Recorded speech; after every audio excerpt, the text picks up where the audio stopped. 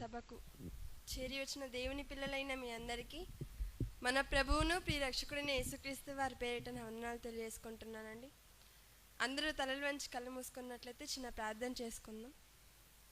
పరలోకమందున్న మా కన్న తండ్రి, మరి నేటి దినాన్ని చూడక ఎంతోమంది మట్టికి మన్నైపోతున్నప్పటికీ అట్టి వారిలో మమ్మను ఉంచక మీ అపారమైన ప్రేమ చేత మమ్మల్ని అందరినీ బ్రతికించి మాకిచ్చిన ఈ సమయానికై వందనాలు తండ్రి.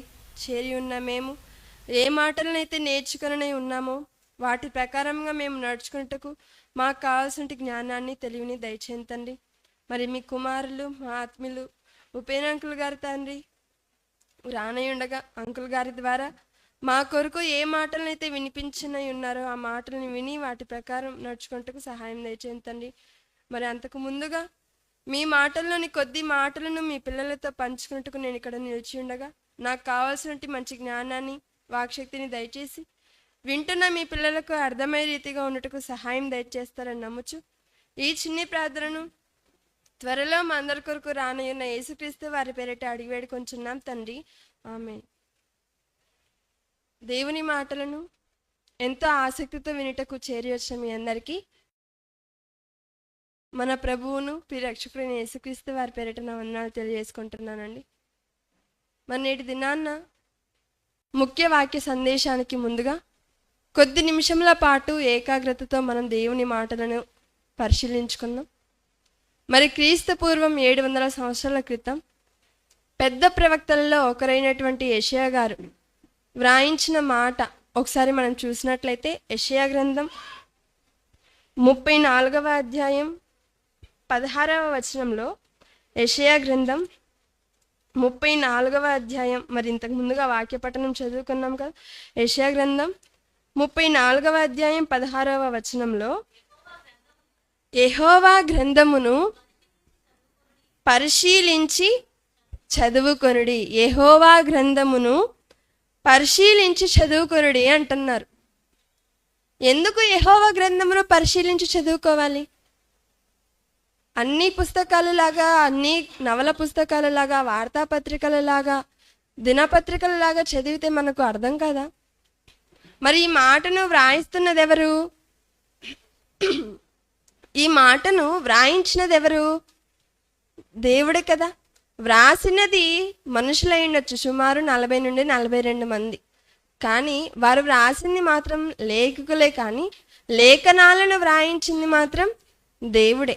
మరి దేవుడే అయినప్పుడు ఆయన ఏం చెప్తున్నారు? ఏ మాట చెప్తున్నారు? యెహోవా గ్రంథమును పరిశీలించి చదువుకొనుడి అంటున్నారు. అంటే ఇప్పుడు మన అందరి చేతుల్లో ఉన్నది ఎవరి గ్రంథము? దేవుని గ్రంథం. దీనిని పరిశీలించి చదువుకొనుటకు, ఇందులోని మహాజ్ఞాన సంగతులను నేర్చుకున్నటకు మనం ఇక్కడంతా చేరి ఉన్నాం. ఇంకా వాస్తవానికి పైన పరిశుద్ధ గ్రంథం అని ఉంది, కానీ దేవుని గ్రంథం అని ఉండి ఉంటే మనం ఇంత అజాగ్రత్త చూపేవారం కాదేమో. దేవుని గ్రంథం అనేసరికి ఇంకా భయం ఎక్కువ ఉండి దేవుని మాటలను మనం నేర్చుకునేవారమేమో. కానీ ఎవరు కూడా పరిశీలించకపోవటం లేదు. కాబట్టి ఇక్కడ ఏమని వ్రాయించారు? యెహోవా గ్రంథమును పరిశీలించి చదువుకొనుడి. మరి ఈ లోకంలో ఉన్న వారి గురించి మనం ఆలోచించామనుకోండి, ఈ లోక విద్యను నేర్చుకోవటానికి, ఏ విషయాన్నైనా నేర్చుకోవటానికి ఒక్కొక్క పద్ధతి ఉంటుంది. ఇప్పుడు నేను ఇంగ్లీష్ భాష నేర్చుకోవాలనుకోండి, ఇప్పుడు ఇంగ్లీష్ని నేను పలక బల్పం పట్టుకొని లేకపోతే పేపర్ పెన్ పట్టుకొని అలా వ్రాస్తూ ఉంటే నాకు ఇంగ్లీష్ వస్తుందా? రాదు. ఇంగ్లీష్ రావాలంటే ఏం చేయాలి? సంభాషించాలి, మాట్లాడాలి. మాట్లాడడం ద్వారా ఇంగ్లీష్ నేర్చుకుంటాం. ఇప్పుడు ఇంగ్లీష్ని నేర్చుకోవటానికి మాట్లాడుతున్నాం కాబట్టి, మాట్లాడి నేర్చుకుంటున్నాం కాబట్టి, ఇప్పుడు నాకు మ్యాథ్స్ రావాలంటే సేమ్ ఇలానే మాట్లాడుకుంటే సరిపోతుందా? లేదు. ఇప్పుడు మ్యాథ్స్ మనం నేర్చుకోవాలి అంటే దానికి కొన్ని ఫార్ములాస్ ఉంటాయి. దానికి ఉన్నటువంటి పద్ధతిలో మనం రాసి నేర్చుకోవాల్సి ఉంటుంది. ఇప్పుడు ఇంగ్లీష్ మాట్లాడి నేర్చుకున్నాం, మ్యాథ్స్ ప్రాక్టీస్ చేస్తూనే వస్తుంది. అలానే ఒక సైన్స్ దగ్గరికి వచ్చామనుకోండి, ఇప్పుడు సైన్స్ దగ్గర మాట్లాడి లేకపోతే ప్రాక్టీస్ చేస్తే వస్తుందా? లేదు. సైన్స్ సబ్జెక్ట్ మనకి రావాలి అంటే దాని మీద మనకు ఒక గ్రిప్ ఉండాలంటే దానికి ఒక ప్రాక్టికల్స్ ఉంటుంది. అనగా ఒక్కొక్క విషయాన్ని నేర్చుకోవటానికి లోకంలో ఒక్కొక్క పద్ధతి ఉంటుంది. అలానే తినేదానికి కూడా ఒక్కొక్క పద్ధతి ఉంటుంది. అంతేనా? తినే విషయంలో పద్ధతి ఉంటుందా? ఉంటుందండి. ఇప్పుడు ఒక యాపిల్ పండు, ఒక బనానా ఇచ్చామనుకోండి, ఈ రెండిటిని ఒకే పద్ధతిలో తింటామా? తినం. ఎలా తింటాం? యాపిల్ని అలానే తింటాం, బనానాని కూడా అలానే తింటామా? తినం. ఎలా తింటాము? ఒలిచి తింటాం. అలానే ఇప్పుడు బనానాని తిన్నట్టే నేను సీతాఫలాన్ని తింటానంటే ఉంటుందా? లేదు. అది తినే పద్ధతి వేరు. అలానే పప్పాయి, ఒక్కొక్క ఫ్రూట్ని గురించి మనం ఆలోచిస్తుంటే ఒక్కొక్క పద్ధతి ఉంటుంది. అలానే ఏ విషయం లోకంలో ఏది తీసుకున్నా ఒక్కో దానికి ఒక్కో పద్ధతి ఉన్నప్పుడు, మరి బైబిల్ గ్రంథాన్ని మనం చదువుకోవాలన్నా నేర్చుకోవాలన్నా దీనికి పద్ధతి లేదా అంటే పొరపాటు. దీనికి కూడా ఒక పద్ధతి ఉంది. అందుకే చెప్పారు ఏమని? మీరు యెహోవా గ్రంథమును పరిశీలించి చదువుకొనుడి. ఇలా పరిశీలించకపోవటం లేదు కనుకనే క్రైస్తవ్యంలోనే చాలా శాఖలుగా మారిపోయారు. అంతేనా? సంఘానికి ఒక బోధ, వర్గానికి ఒక బోధ మారిపోయింది. ఎందుకు? కారణం పరిశీలించి చదవలేదు కాబట్టి. ఒక ఉదాహరణ ఆలోచించామనుకోండి, ఇప్పుడు పాఠశాలలోకి వెళ్ళామనుకోండి, పాఠశాలలు మారచ్చు. ఎన్ని పాఠశాలలు వచ్చినా అందులో బోధించే పాఠాలు ఒకటే ఉంటుంది. ఏ స్కూల్కి వెళ్ళినా 2 2 ఎంత అంటే 4. ఏ స్కూల్లో వేరే స్కూల్ మారింది కదా అని 2 2 6 అని చెప్పరు. స్కూల్ మారింది కదా, కాలేజ్ మారింది కదా అని పాఠాలను మార్చరు. ఇది ఎంత వాస్తవమో, బైబిల్ కలిగిన క్రైస్తవులమైనటువంటి మనం దేవుని మాటలను పరిశీలించి తెలుసుకోకపోగా చాలా అనర్థాలు జరుగుతున్నాయి, తప్పులు జరిగిపోతున్నాయి. దీనికి మూలం ఏంటంటే మనం పరిశీలించి చదవుకోవటం లేదు కాబట్టి. మరి ఇదే గ్రంథంలో ఒకసారి వెనక మాటలు మనం ఆలోచించామనుకుని 28వ అధ్యాయం, ఇదే యెషయా గ్రంథం 28వ అధ్యాయం. అసలు ఎందుకు పరిశీలించాలి దేవుని మాటలను అని మనం ఆలోచిస్తున్నప్పుడు యెషయా గ్రంథం 28వ అధ్యాయం 13వ వచనంలో, 28వ అధ్యాయం 13వ వచనం క్రింది మాటలు మనం ఆలోచించినట్లయితే, ఆజ్ఞ వెంబడి ఆజ్ఞ, ఆజ్ఞ వెంబడి ఆజ్ఞ, సూత్రము వెంబడి సూత్రం, సూత్రము వెంబడి సూత్రం, కొంత ఇచ్చట కొంత అచ్చట యెహోవా వాక్యము మీకు వచ్చును. ఈ మాటలు ఏం చెప్తున్నారండి? యెహోవా వాక్యం మనకి ఎలా ఉందంటే అంతా ఒకే చోట లేదు. విశ్వాసం అనే దాని గురించి అంతా ఒకే చోట ఉందా బైబిల్లో? లేదు. రక్షణ గురించి ఒకే చోట ఉందా బైబిల్లో? లేదు. బాప్తిస్మం గురించి ఉందా ఒకే చోట? లేదు. మరి ఎలా ఉందంటే దేవుని వాక్యము కొంత ఇచ్చట కొంత అచ్చట. ఇప్పుడు న్యూస్ పేపర్స్లో మనం ఆలోచించామనుకోండి, చాలా వార్తలు ఉంటాయి. అందులో ఏది ప్రాముఖ్యమో వాటిని హెడ్లైన్స్గా వేసి తరువాయి భాగం అనగా మిగతాది మీరు చదవాలనుకుంటే పేజ్ 14లో ఉంటుంది అని ఉంటుంది. అంతేగాని ఆ వార్తాపత్రికలు రాసేటప్పుడు హెడ్లైన్స్ ఇక్కడ రాసాము, మిగతా ఇన్ఫర్మేషన్ కావాలంటే మీరే వెతుక్కోండి అని ఇస్తారు ఎవరైనా? లేదు. అలా ఒకవేళ ఎవరైనా ఇస్తే మనం ఏం చేస్తాం? పేపర్ని మడతపెట్టి పక్కన పెట్టేస్తాం. ఎందుకు? మనకున్నదే 10 నిమిషాలు. ఆ 10 నిమిషాల్లో ఏదో చదువుకుందాం, పోనీ ఇది ఇంట్రెస్టింగ్గా ఉంది దీని గురించి తెలుసుకుందాం అనుకుంటే ఏ పేజ్లో ఉందో చెప్పకుండా మీరే వెతుక్కోండి అంటే ఇది అంత మనకు అనవసరం అనేసి పక్కన పడేస్తాం. అలానే ఇక్కడ దేవుడు కూడా చెప్తున్నారు ఏమని? అంత ఒకే చోట లేదు. దేవుడు ముందుగానే చెప్తున్నాడు ఏమని? కొంత అచ్చట కొంత ఇచ్చట యెహోవా వాక్యము మీకు దొరుకును అని. ఏంటి బైబిల్లో అన్ని సందర్భాలు ఒకే చోట లేవా అంటే లేవని. అందుకు మనకు చాలా సందర్భాలు ఉంటాయి, కానీ అన్నీ మాట్లాడుకోవడానికి మనకు సమయం లేదు. కాబట్టి ఒక విషయాన్ని బైబిల్లో మనం ఆలోచిస్తే ఆదికాండం 4వ అధ్యాయం, ఆదికాండం 4వ అధ్యాయం 3వ వచనంలో, ఆదికాండం 4వ అధ్యాయం 3వ వచనంలో, కొంతకాలమైన తర్వాత, ఏ కాలం తర్వాత? బైబిల్ని మనం చదివేటప్పుడు అక్కడ ఏ కాలం, ఏ సందర్భం, ఎవరితో మాట్లాడుతున్నారు, ఈ విషయాలన్నీ మనకు తెలిస్తేనే మనకు చాలా సులువుగా అర్థమవుతుంది. దీనినే పరిశీలన అంటాం. అంతేనా? ఇప్పుడు మన గురించి ఎవరైనా కొందరు మాట్లాడుకుంటున్నారు అని ఎవరైనా ఒక వ్యక్తి వచ్చి చెప్పారనుకోండి, అప్పుడు వెంటనే మన రియాక్షన్ ఏంటి? నువ్వు సరిగ్గా విన్నావా నా గురించే మాట్లాడడం? నా గురించి ఇంత మాట అన్నారా? ఎవరన్నారు? ఏమన్నారు? ఏ మాట అన్నారు? ఇన్ని ఆరా తీస్తాం. మరి అలాంటిది బైబిల్లో దేవుడు మాటలు వ్రాయించారు అంటే ఆ మాటలు ఎందుకు వ్రాయబడ్డాయి, ఏ సందర్భంలో వ్రాయబడ్డాయి, ఎవరు మాట్లాడుతున్నారు, ఎందుకు మాట్లాడుతున్నారు, ఇవన్నీ మనకు తెలియాలి. దీనినే పరిశోధన అంటున్నాం. మరి ఈ మాటల్లో మనం ఆలోచిస్తున్నప్పుడు 3వ వచనంలో, కొంతకాలమైన తర్వాత కయీను పొలము పంటలో కొంత యెహోవాకు అర్పణగా తెంచెను. అంతా ఇచ్చాడా, కొంత ఉందా? కొంత. జాగ్రత్తగా వినాలి. ఇక్కడ కొంతకాలమైన తర్వాత కయీను పొలము పంటలో కొంత యెహోవాకు అర్పణగా తెచ్చెను. హేబేలు కూడా తన మందలో తొలుచూలున పుట్టిన వాటిలో క్రొవ్విన వాటిని కొన్ని తెచ్చెను. కయీను కొంత తెచ్చాడు, హేబేలు కొన్ని తెచ్చాడు. కానీ చివరికి ఏమైంది?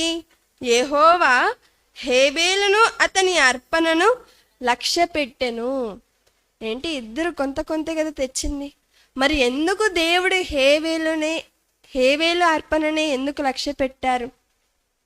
ఈ సందర్భం మనకు అర్థం కావాలంటే ఈ అధ్యాయం అంతా వెతికినా మనకు కనిపించదు. ఇంకా చెప్పాలంటే ఆదికాండం మొత్తంలో కూడా మనకు కనిపించదు. ఇలా కనిపించకపోసేసరికి దీన్ని పరిశోధించక తెలిసిన వాళ్ళు ఎలా బోధిస్తున్నారు? మరి కయీను ఎలాంటి పంట తెచ్చాడంటే చాలా నాణ్యత లేనిది, పనికిరానిది అన్నిటినీ తీసుకొని దేవుని దగ్గర తెచ్చాడు. అందుకే దేవుడు అంగీకరించలేదు. హేబేలు మంచిన క్రొవ్విన వాటిని తెచ్చిచ్చాడు, అందుకే దేవుడు క్రొవ్విన వాటిని తీసుకున్నారు అంటుంటారు. ఏమండి, మనసు పెట్టి ఆలోచిస్తే మనుషులు ఇష్టపడతారేమో క్రొవ్విన వాటిని, దేవుడు ఇష్టపడతారా? లేదు. మరి దేవుడు ఇష్టపడతారో లేదో ఒక మాట మనం చూసినట్లయితే యెషయా గ్రంథం 1వ అధ్యాయం 11వ వచనంలో, యెషయా గ్రంథం 1వ అధ్యాయం 11వ వచనంలో, యెహోవా సెలవిచ్చిన మాట ఇదే. దేవుడే చెప్తున్నారంట. ఏమని? విస్తారమైన మీ బలులు నాకేలా, దహన బలులకు పొట్టేలును బాగుగా మేపిన దూడల క్రొవ్వును నాకు వెక్కసమాయను, నాకు ఇష్టమాయను అని చెప్పట్లేదు. ఆయనకి ఎలా ఉందంట? క్రొవ్వినవన్నీ కూడా వెక్కసం అవుతుందంట. మరి అలాంటిది దేవుడు ఎందుకు క్రొవ్విన వాటిని ఇష్టపడతారండి? మరి దీనికి ఆన్సర్ ఏంటి? మరి దీని జవాబు ఏంటి? మరి అక్కడ సందర్భంలో దేవుడు ఎందుకు హేబేలుదే తీసుకున్నారు అంటే, ఇదే బైబిల్ గ్రంథం నందు హెబ్రీలకు రాసిన పత్రిక, అపోస్తులైనటువంటి పౌలు గారు రాసిన హెబ్రీలకు రాసిన పత్రిక 11వ అధ్యాయం 4వ వచనంలో, హెబ్రీలకు రాసిన పత్రిక 11వ అధ్యాయం 4వ వచనంలో, విశ్వాసమును బట్టి హేబేలు కయీను కంటే శ్రేష్టమైన బలి దేవునికి అర్పించెను. దేనిని బట్టి అంటండి? ఎక్కువ ఇచ్చిన దాన్ని బట్టి కాదు, కొంత ఇచ్చిన దాన్ని బట్టి కాదు. దేనిని బట్టి అంగీకరించారంట ఆయన? మంచిదాన్ని బట్టి కాదు, క్రొవ్విన వాటిని ఇచ్చిన దాన్ని బట్టి కాదు. దేనిని బట్టి? విశ్వాసమును బట్టి. విశ్వాసమును బట్టి అనగా కయీను తెచ్చాడు, హేబేలు తెచ్చారు. కానీ దేవుడు మనస్సును చూశాడు. వారిచ్చే మనసు, వారు పెట్టే విధానం, వారికి ఉన్న విశ్వాసం, ఆ విశ్వాసమును బట్టే ఇక్కడ హేబేలు కయీను కంటే శ్రేష్టమైన బలి అర్పించను అనగా ఆయన ఇష్టంగా విశ్వాసంతో దేవునికి ఇచ్చారు కాబట్టి దేవుడు అంగీకరించారంటండి. మరి ఇలాంటి విషయాలు మనకు తెలియాలి అంటే మనం ఏం చేయాలి? దేవుడు ఇచ్చినటువంటి మాటలను మనం పరిశోధించాలి. దేవుడు ఏం వ్రాయించారు, ఎందుకు వ్రాయించారు, ఎందు నిమిత్తం వ్రాయించారు? మరి బైబిల్లో వ్రాయబడిన ప్రతి మాటలు యుగాంతమందున మనకు బుద్ధి కలుగుటకైనే కదా. మరి మనకు బుద్ధి కలగాలి అంటే పై మాటలు మనం చదువుకుంటూ వెళ్ళిపోతే సరిపోదు. లేఖనాలను మనం పరిశోధించాలి. ఇంకా చెప్పాలంటే ఇది దేవుని గ్రంథం కాదు అని మనం భావించాం కాబట్టి బైబిల్ తీసుకుంటాం. బైబిల్ తీసుకోవడం పక్కనే అక్కడ అమ్మే వాళ్ళు కూడా ఎలా అమ్ముతారు? బైబిల్స్నే అమ్ముతారు. బైబిల్స్ పక్కన వాటి కవర్లు కూడా అమ్ముతారు. అంతేనా? దేనికి? తీసుకున్న బైబిల్ని కవర్లో పెట్టి అలమార్లో పెట్టేయండి అనా? కాదు. తీసుకున్న తర్వాత మనం ఏం చేస్తాం? ఇది నా బైబిల్ కాబట్టి మొదట మన పేరు రాసుకుంటాం. అంటే ఇప్పుడు మన బైబిల్ అని మనం భావిస్తున్నాం. కానీ దేవుని గ్రంథం అని మనం భావిస్తే దీన్ని మనం హత్తుకొని ఇందులో ఉన్నటువంటి మాటలను కరెక్ట్గా పరిశోధించేసి అన్నిటినీ మనం అవగాహన ఉండి దేవుని మాటలను ఎల్లప్పుడూ కూడా నేర్చుకోవడానికి ఇష్టలుగా ఉంటామండి. దేవుని పనిలో నిమగ్నమై ఉంటాం. దేవుని గ్రంథాన్ని మనం పరిశోధించక దేవుని పనిలో మనం నిమగ్నంలో కాకుండా ఉండిపోయాం. కాబట్టి దేవుడు మనకు మాటలను వ్రాయించారు, చాలా మాటలు వ్రాయించారు. అందులో కొన్ని విషయాలను నేడు మనం నేర్చుకున్నట్లయితే మరి దేవుని పనిలో మనం ఉంటున్నామా అంటే మనకే తెలియాలి. కానీ దేవుని పనిలో ప్రకృతి ఉందంట. ఏంటి ప్రకృతి దేవుని పనిలో ఉందా? దేవుని మనస్సైన 66 పుస్తకాల గ్రంథాన్ని ప్రకృతికి ఇచ్చాడా? దేవుని పిల్లలైన మనుషులకు ఇచ్చారా? ఎవరికిచ్చారు? మనుషులకు ఇచ్చారు. దేవుని పిల్లలైన మనకిచ్చారు. మనకిచ్చినప్పుడు మనం దేవుని మనసును గ్రహించక దేవుని కొరకు బ్రతకక ఉన్నాం. కానీ ప్రకృతి, దేవుడు కలిగించిన ఈ ప్రకృతి దేవుని పనిలో ఉందంట అండి. ఉందా దేవుని పనిలో ఈ ప్రకృతి అన్నప్పుడు? ఉందని. ఒకసారి కీర్తన గ్రంథం 19వ అధ్యాయం 1వ వచనంలో, కీర్తన గ్రంథం 19వ అధ్యాయం 1వ వచనంలో, కీర్తన గ్రంథం 19వ అధ్యాయం 1వ వచనంలో, ఆకాశములు దేవుని మహిమను వివరించుచున్నవి, అంతరిక్షము ఆయన చేతి పనిని ప్రచురించుచున్నది. ఆకాశం ఏం చేస్తుందంట అండి? దేవుని మహిమను వివరించుచున్నవట. ఏంటి? ఆకాశము దేవుని మహిమను వివరించుతున్నదా? మరి దేవుని పిల్లలైన మనం దేవుని మహిమను వివరించలేకుండా స్థితిలో ఉంటున్నామా? ఆలోచించాలి. దేవుడు కలిగించిన ఈ భూమి, దానికి ఒక ఆజ్ఞ ఇచ్చాడు. ఏమని? నువ్వు 24 గంటల్లో నీ చుట్టూ నువ్వు తిరగాలి, అది కూడా 24 గంటల లోపే. అంతేనా? ఏ రోజైనా 23 గంటలు గడిచిందా? ఏ రోజైనా 22 గంటలు ఉందా? లేదండి. చరిత్రలో చూసినా మనకు కనిపించేది ఒక రోజుకి 24 గంటలు. ఎలా 24 గంటలు వస్తుంది? భూమి తన చుట్టూ తాను తిరుగుతూనే ఉంది. మరి ప్రకృతి పుట్టి ఎంతకాలం అయింది? శాస్త్ర ప్రపంచం చెప్పిన విధంగా సుమారు 1500 కోట్ల సంవత్సరాలు. 1500 కోట్ల సంవత్సరాలుగా భూమి తిరుగుతూనే ఉందా? తన చుట్టూ తాను తిరుగుతూనే ఉందండి. అంతేకాదు, భూమి తన చుట్టూ తాను తిరుగుతూ సూర్యుని చుట్టూ కూడా అది తిరగాలి. సూర్యుని చుట్టూ తిరగడానికి ఎన్ని సంవత్సరాలు, ఎంతకాలం పడుతుంది? దానికి 365 రోజులు. అనగా భూమి దేవుడిచ్చినటువంటి మాట ప్రకారం దేవునికి లోబడి దేవుడిచ్చిన పని చేస్తుంది. తన చుట్టూ తాను తిరుగుతుంది. తన చుట్టూనే కాకుండా సూర్యుని చుట్టూ కూడా తిరుగుతుంది. అలానే ఆకాశంలోని నక్షత్రాల, ఆకాశంలోని సూర్యుడా, చంద్రుడా, ఇవన్నీ కూడా ఏం చేస్తుందంట? దేవుని మహిమను వివరిస్తున్నాయట. ఇప్పుడు సూర్యుని గురించి మనం ఆలోచించామనుకోండి. సూర్యుడు అది దేవుడు పెట్టినటువంటి వేడిలోనే అది మనకు వేడినివ్వాలి. మరి ప్రారంభ మాటలో మనం చూస్తే వెలుగునిచ్చుటకై సూర్యుని చేసను అని ఉంటుంది. అంతేనా? మరి ఇప్పుడు ఆ సూర్యుడు ఎలా అయిపోతున్నాడు? బగబగా మండిపోతున్నాడు. వేడి ఎక్కువైపోతుంది. చాలా మంది వడదెబ్బలు అంటున్నారు, ఎండ దెబ్బలు అంటున్నారు. ఇవన్నీ ఎందుకు వస్తుంది? దేవుని పిల్లలు దేవుని కొరకు బ్రతకటం లేదు కాబట్టి దేవుడు చేసిన ప్రకృతి దేవుని పిల్లలకు సహకరించట్లేదు. ఒకసారి దేవుని మాటలు మనం ఆలోచిస్తున్నప్పుడు యెషయా గ్రంథం 1వ అధ్యాయం 2వ వచనంలో, యెషయా గ్రంథం 1వ అధ్యాయం 2వ వచనంలో యెహోవా మాట్లాడుచున్నారు. ఎవరు మాట్లాడుచున్నారట? యెహోవా మాట్లాడుచున్నాడు. ఆకాశమా ఆలకించుము, భూమి చెవియొగ్గుము. ఎందుకండి? దేవుడు ఎవరితో మాట్లాడుతున్నాడంట? ఏమన్నారు ప్రారంభ మాటలో? యెహోవా మాట్లాడుచున్నారు అన్నాడు. దేవుడు మాట్లాడుతున్నప్పుడు దేవుని పిల్లలైన మనతో కదా మాట్లాడాలి. మనతో మాట్లాడడం లేదంట. మరి ఎవరితో మాట్లాడుతున్నారు? ఆకాశమా ఆలకించుము, భూమి చెవియొగ్గుము. నేను పిల్లలను పెంచి అలా గాలికి వదిలేయలేదు. నేను పిల్లలను కని వదిలేయలేదు. నేను ఏం చేశానో తెలుసా?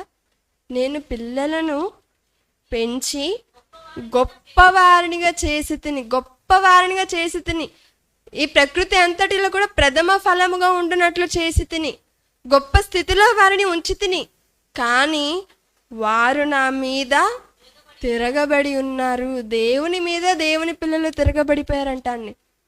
ఈ మాటలు ఎవరికి చెప్పుకొని బాధపడుతున్నారు ఆయన? ప్రకృతిలోని భూమికి ఆకాశంకి అంతేనా? అవి ఏనాడు దేవుని మాటను పక్కన పెట్టలేదండి. దేవుడు చెప్పిన ప్రతిదీ చేస్తూనే వచ్చింది. అందుకే ఆయన అదృశ్య లక్షణములు ఈ ప్రకృతిలో దేవుడు ఉంచాడు. దేవుడు చెప్పిన విధంగానే అవి నడుచుకుంటున్నాయి, కానీ దేవుడు చెప్పిన విధంగా మనమే నడుచుకోవటం లేదు. మనం ఎందు నిమిత్తం ఈ భూమి మీదకి వచ్చాము, మనల్ని ఎవరు పంపించారు, ఏ పని నిమిత్తం పంపించారు, మనం తిరిగి ఎక్కడికి వెళ్ళాలి, ఎవరి చెంతకు చేరాలి, ఇవన్నీ మనం మర్చిపోయాం. కాబట్టి దేవుడు వ్రాయిస్తున్నారు ఏమని? నేను పిల్లలను పెంచి వారిని పెద్ద చేసి గొప్పవారినిగా చేసి తిని వారు నా మీద తిరగబడి ఉన్నారు. ఎలా తిరగబడి ఉన్నారు? నేడు మనం ఆలోచిస్తే చాలా వరకు పాటలు కూడా వ్రాసేశారు కదండి దేవుని మీదే. ఏమని? ఉన్నావా? అసలు ఉన్నవి ఎవరిని? దేవుణ్ణే. ఉంటే కళ్ళు మూసుకున్నావా అని. అంటే దేవుణ్ణి మర్చిపోయి భూమి మీదకి పంపించిన వారిని మర్చిపోయి ఆయన మీదే పాటలు వ్రాస్తూ హేళన చేస్తుంటే దేవుడు ఊరుకొని అలా చూస్తూ ఉంటారా అండి? అందుకే చెప్పారు ఏమని? వారు నా మీద తిరగబడి ఉన్నారు, కాబట్టి నువ్వు కూడా లేచి తిరగబడు. మరి దేవుడు కలిగించిన ఈ ప్రకృతి ఎందుకు ఇన్ని విధాలుగా వైపరీత్యం మనం చూస్తున్నాం? భూకంపాలంటే, సునామీలట, వరదలట, ఇవన్నీ ఎందుకు వస్తున్నాయి? అవన్నీ కూడా హెచ్చరిస్తుంది మనల్ని.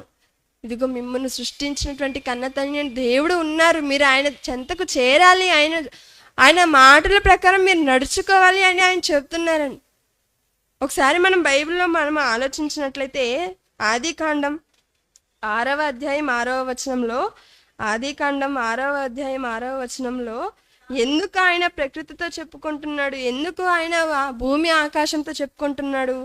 ఎందుకంటే తాను భూమి మీద నరులను చేసినందుకు యెహోవా సంతాపమునంది తన హృదయంలో నొచ్చుకున్నాడట అండి. నొచ్చుకున్నాడంట, బాధపడుతున్నాడు, ఆయన ఆవేదనలో ఉన్నాడు. కాబట్టి ఆయన ఎవరికి చెప్పుకోవాలో తెలియక ఆయన చేసినటువంటి సృష్టికి చెప్పుకుంటున్నారు మన గురించి. మనకు సేవకులుగా నియమించినటువంటి వారితో ఆయన మన గురించి చెప్పుకొని బాధపడుతున్నారని. ఇక బైబిల్లో మనం ఆలోచించినట్లయితే ఏంటి, ప్రకృతి దేవుని పనిలో ఉందా, మనమేనా లేమా అని మనం ఆలోచిస్తే ప్రకృతి అంతా కూడా ఉందండి. మరి వాటిలో కొన్ని మాటలు మనం చూసుకున్నట్లయితే రాజుల మొదటి గ్రంథం, అంతకు ముందుగా సంఖ్యాకాండం 22వ అధ్యాయం 22వ వచనంలో, సంఖ్యాకాండం 22వ అధ్యాయం 22వ వచనంలో ఇక్కడ సందర్భం ఏంటి? ఒకానొక సమయమున ప్రవక్త అయినటువంటి బిలాముకి ప్రకృతిలోని జీవి అయినటువంటి గాడిద, ఈ గాడిద తనకు దేవుని మాటలు చెబుతుందంట అండి. ఏంటి నిజమా? ఒకసారి మనం చూసినట్లయితే సంఖ్యాకాండం 22వ అధ్యాయం 22వ వచనంలో, అతడు వెళ్ళుచుండగా దేవుని కోపము రగులుకొనెను. ఎక్కడికి వెళుతున్నాడు? ఇదిగో నీవు నా పిల్లలు, నా ఇశ్రాయేలీయులైనటువంటి నా పిల్లలను నీవు శపించకూడదు, వారిని ఆశీర్వదించాలి, వారు ఆశీర్వదింపబడిన వారు, నువ్వు శపించుటకు వీలు లేదని చెప్పినా కూడా ఈయన ఏం చేశాడో తెలుసా? ఈ ప్రవక్త బంగారానికి, ధనానికి, ఐశ్వర్యానికి ఆశపడి దేవుని పిల్లలైన ఇశ్రాయేలును శపించుటకు బయలుదేరాడండి. అలా శపించుటకు బయలుదేరిన కారణంగా దేవుని కోపం రగులుకొనింది. అప్పుడు యెహోవా దూత అతనికి విరోధి అయి త్రోవలో నిలిచెను. అతడు తన గాడిదనెక్కి పోచుండగా అతని పనివారు ఇద్దరు అతనితో కూడా నుండిరి. యెహోవా దూత ఖడ్గము దూసి చేత పట్టుకొని త్రోవలో నిలిచి ఉండుట ఆ గాడిద చూచెను. ఎవరు చూసారట? ప్రవక్తకు కనిపించినది ఎవరికి కనిపించింది? దేవుని దూత గాడిదకు. మరి ప్రవక్తకి ఎందుకు కనిపించలేదండి? అతని కన్నులు మూసుకుపోయి. ఎందుకు? ధనానికి, బంగారానికి. దేవుడు చెప్పినది చేయక ఐశ్వర్యం వైపు ఆయన పరుగు తీస్తున్నాడు. కాబట్టే గాడిదకు కనిపించి ఆ గాడిద ఏం చేసిందంట? అది త్రోవను విడిచి పొలములోనికి పోయెను. బిలాము గాడిదను దారికి మలుపవలని దాన్ని కొట్టగా యెహోవా దూత ఇరుప్రక్కలను గోడలు గల ద్రాక్ష తోటల సందులో నిలిచెను. మరలా ఏం చేసింది గాడిద? యెహోవా దూతను చూచి గోడ మీద పడి బిలాము కాలును గోడకు అదిమెను గనుక అతడు దాన్ని మరలా కొట్టెను. ఏంటని ఎన్నిసార్లు కొడుతున్నాడు బిలాము? ఆలోచించాలి కదా, ఎందుకు ఇది ఇలా ప్రవర్తిస్తుంది అని. ఆలోచించకపోగా దాన్ని కొడుతున్నాడు కోపంతో. ఎందుకు నువ్వు ఇలా చేస్తున్నావు అని కొడుతున్నాడు. మరలా యెహోవా దూత ముందుకు వెళ్ళొచ్చు కుడికైనను ఎడమకైనను తిరుగుటకు దారి లేని ఇరుకు చోటును నిలవగా గాడిద యెహోవా దూతను చూచి బిలాముతో కూడా క్రిందకి కూలబడెను. ఇక అది ఎటు వెళ్ళలేక కుప్పకూలిపోయిందంట. దేనికోసం? తన యజమానుని కాపాడుకోవటం కోసం. ఇప్పుడు నేను ముందుకు వెళ్ళానా, యెహోవా దూత ఖడ్గంతో నా యజమాని తలను నరికేస్తుంది. కాబట్టి ఇప్పుడు ఏం చేయాలి? నేను అతన్ని కాపాడుకోవాలి. కాబట్టి అది కుప్పకూలిపోయిందంటాన్ని. అలా అది కింద పడిపోయేసరికి అప్పుడు దేవుడు ఏం చేశాడు? ఆ గాడిదకు స్వరం ఇచ్చాడు. ఏంటి, దేవుడు గాడిదకు స్వరం ఇచ్చాడా? ఇచ్చాడండి. ఆ స్వరం ఇవ్వగానే ఇప్పుడు అది మాట్లాడుతుందంట. ఏమని? 28వ వచనంలో, అప్పుడు యెహోవా ఆ గాడిదకు వాక్కునిచ్చెను గనుక అది, నీవు నన్ను ముమ్మారు కొట్టితివి, నేను నిన్నేమి చేసి తినని బిలాముతో అనగా, నీవు నన్ను ముమ్మారు కొట్టావయ్యా, నేను అసలు ఏం చేశాను? అందుకు ఆ గాడిద చెప్తుంది ఏమని? 30వ వచనంలో, అందుకు గాడిద, నేను నీ దానినైనది మొదలుకొని నేటి వరకు నీవు ఎక్కుచూ వచ్చిన నీ గాడిదను కానా? నేను ఎప్పుడైతే నీ దగ్గర నీ దానినైనది మొదలుకొని ఇప్పటి వరకు నేటి వరకు నీతో ఉన్నదాన్ని కదా, మరి నేను ఎప్పుడైనాను నీకు ఇట్లా చేయట కదా అని బిలాముతో అడగా, అప్పుడు బిలాము కన్నులు దేవుడు తెరవగా, అప్పుడు బిలాము కన్నులు తెచ్చి చూడగా, ఇదిగో దూత దూసిన ఖడ్గం చేత పట్టుకొని త్రోవలో నిల్చున్న యెహోవా దూతను అతడు చూచి తల వంచి సాష్టాంగ నమస్కారము చేసెను. అనగా ఇప్పుడు ప్రవక్త అయినటువంటి బిలాముకు కన్నులు తెరిపించి మరలా దేవుని ప్రవక్తగా తీర్చిదిద్దినటువంటి ఘనత ఎవరిది ఇక్కడ? గాడిది. అంతేనా? చాలా మంది అంటే ఇప్పుడు గాడిద దేవుని పనిలో ఉంది. ప్రకృతిలో ఉన్నటువంటి జీవిలో ఒకటైనటువంటి గాడిద దేవుని పనిలో ఉంది. మనం ఉంటున్నామా దేవుని పనిలో? ప్రవక్తే ఉండలేదు అక్కడ. ప్రవక్త లేదు కాబట్టి మరలా అతన్ని దేవుని పనిలో ఉంచుటకు గాడిదను ఆయన నియమించుకున్నారు. అనగా ఇప్పుడు గాడిద దేవుని పనిలో ఉంది. చాలా మంది తిడుతున్నప్పుడు ఎలా తిడుతుంటారు? ఏదైనా చెప్పిన పని చేయలేదనుకోండి, చెప్పిన వస్తువులు తేలేదనుకోండి, ఒక పని చేయమంటే మరొక పని చేశారనుకోండి, అప్పుడు ఎలా తిడుతుంటారు? గాడిద, చెప్పిన పని కూడా చేత కాదు నీకు అంటుంటారు.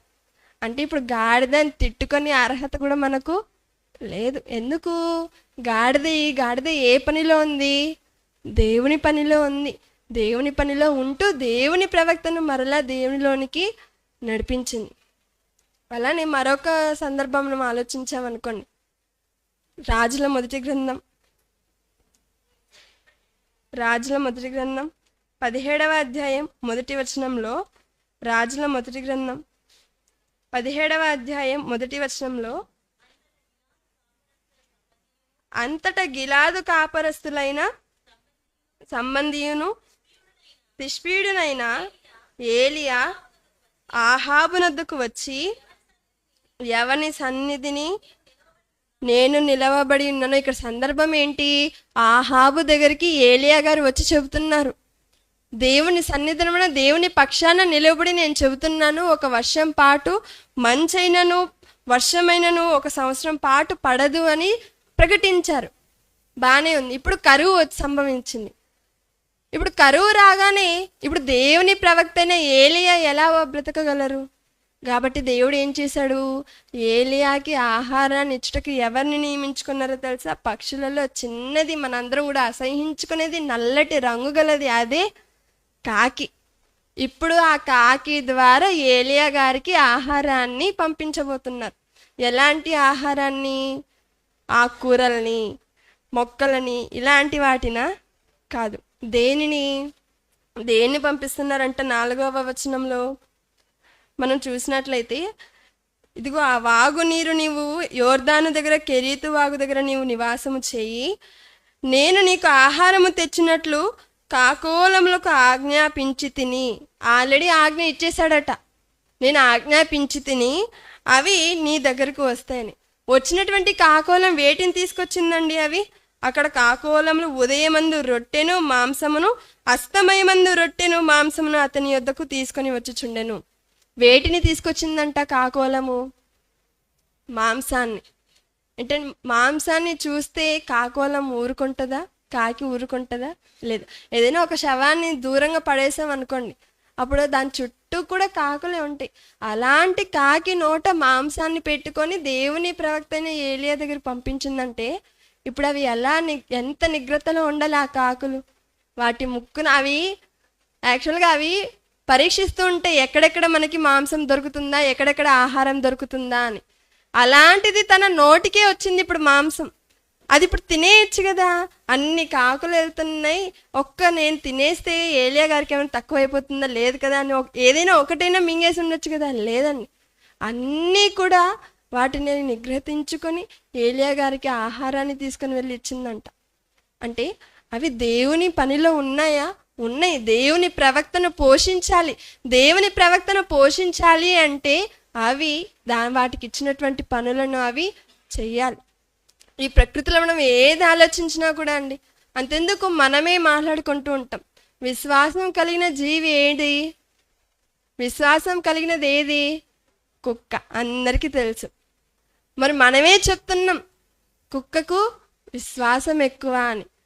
డాగ్ ఈజ్ ఏ ఫెయిత్ఫుల్ అంటాం, కానీ మనకుందా ఫెయిత్ఫుల్ దేవుని పట్ల? మనకు ఫెయిత్ నిల్లే.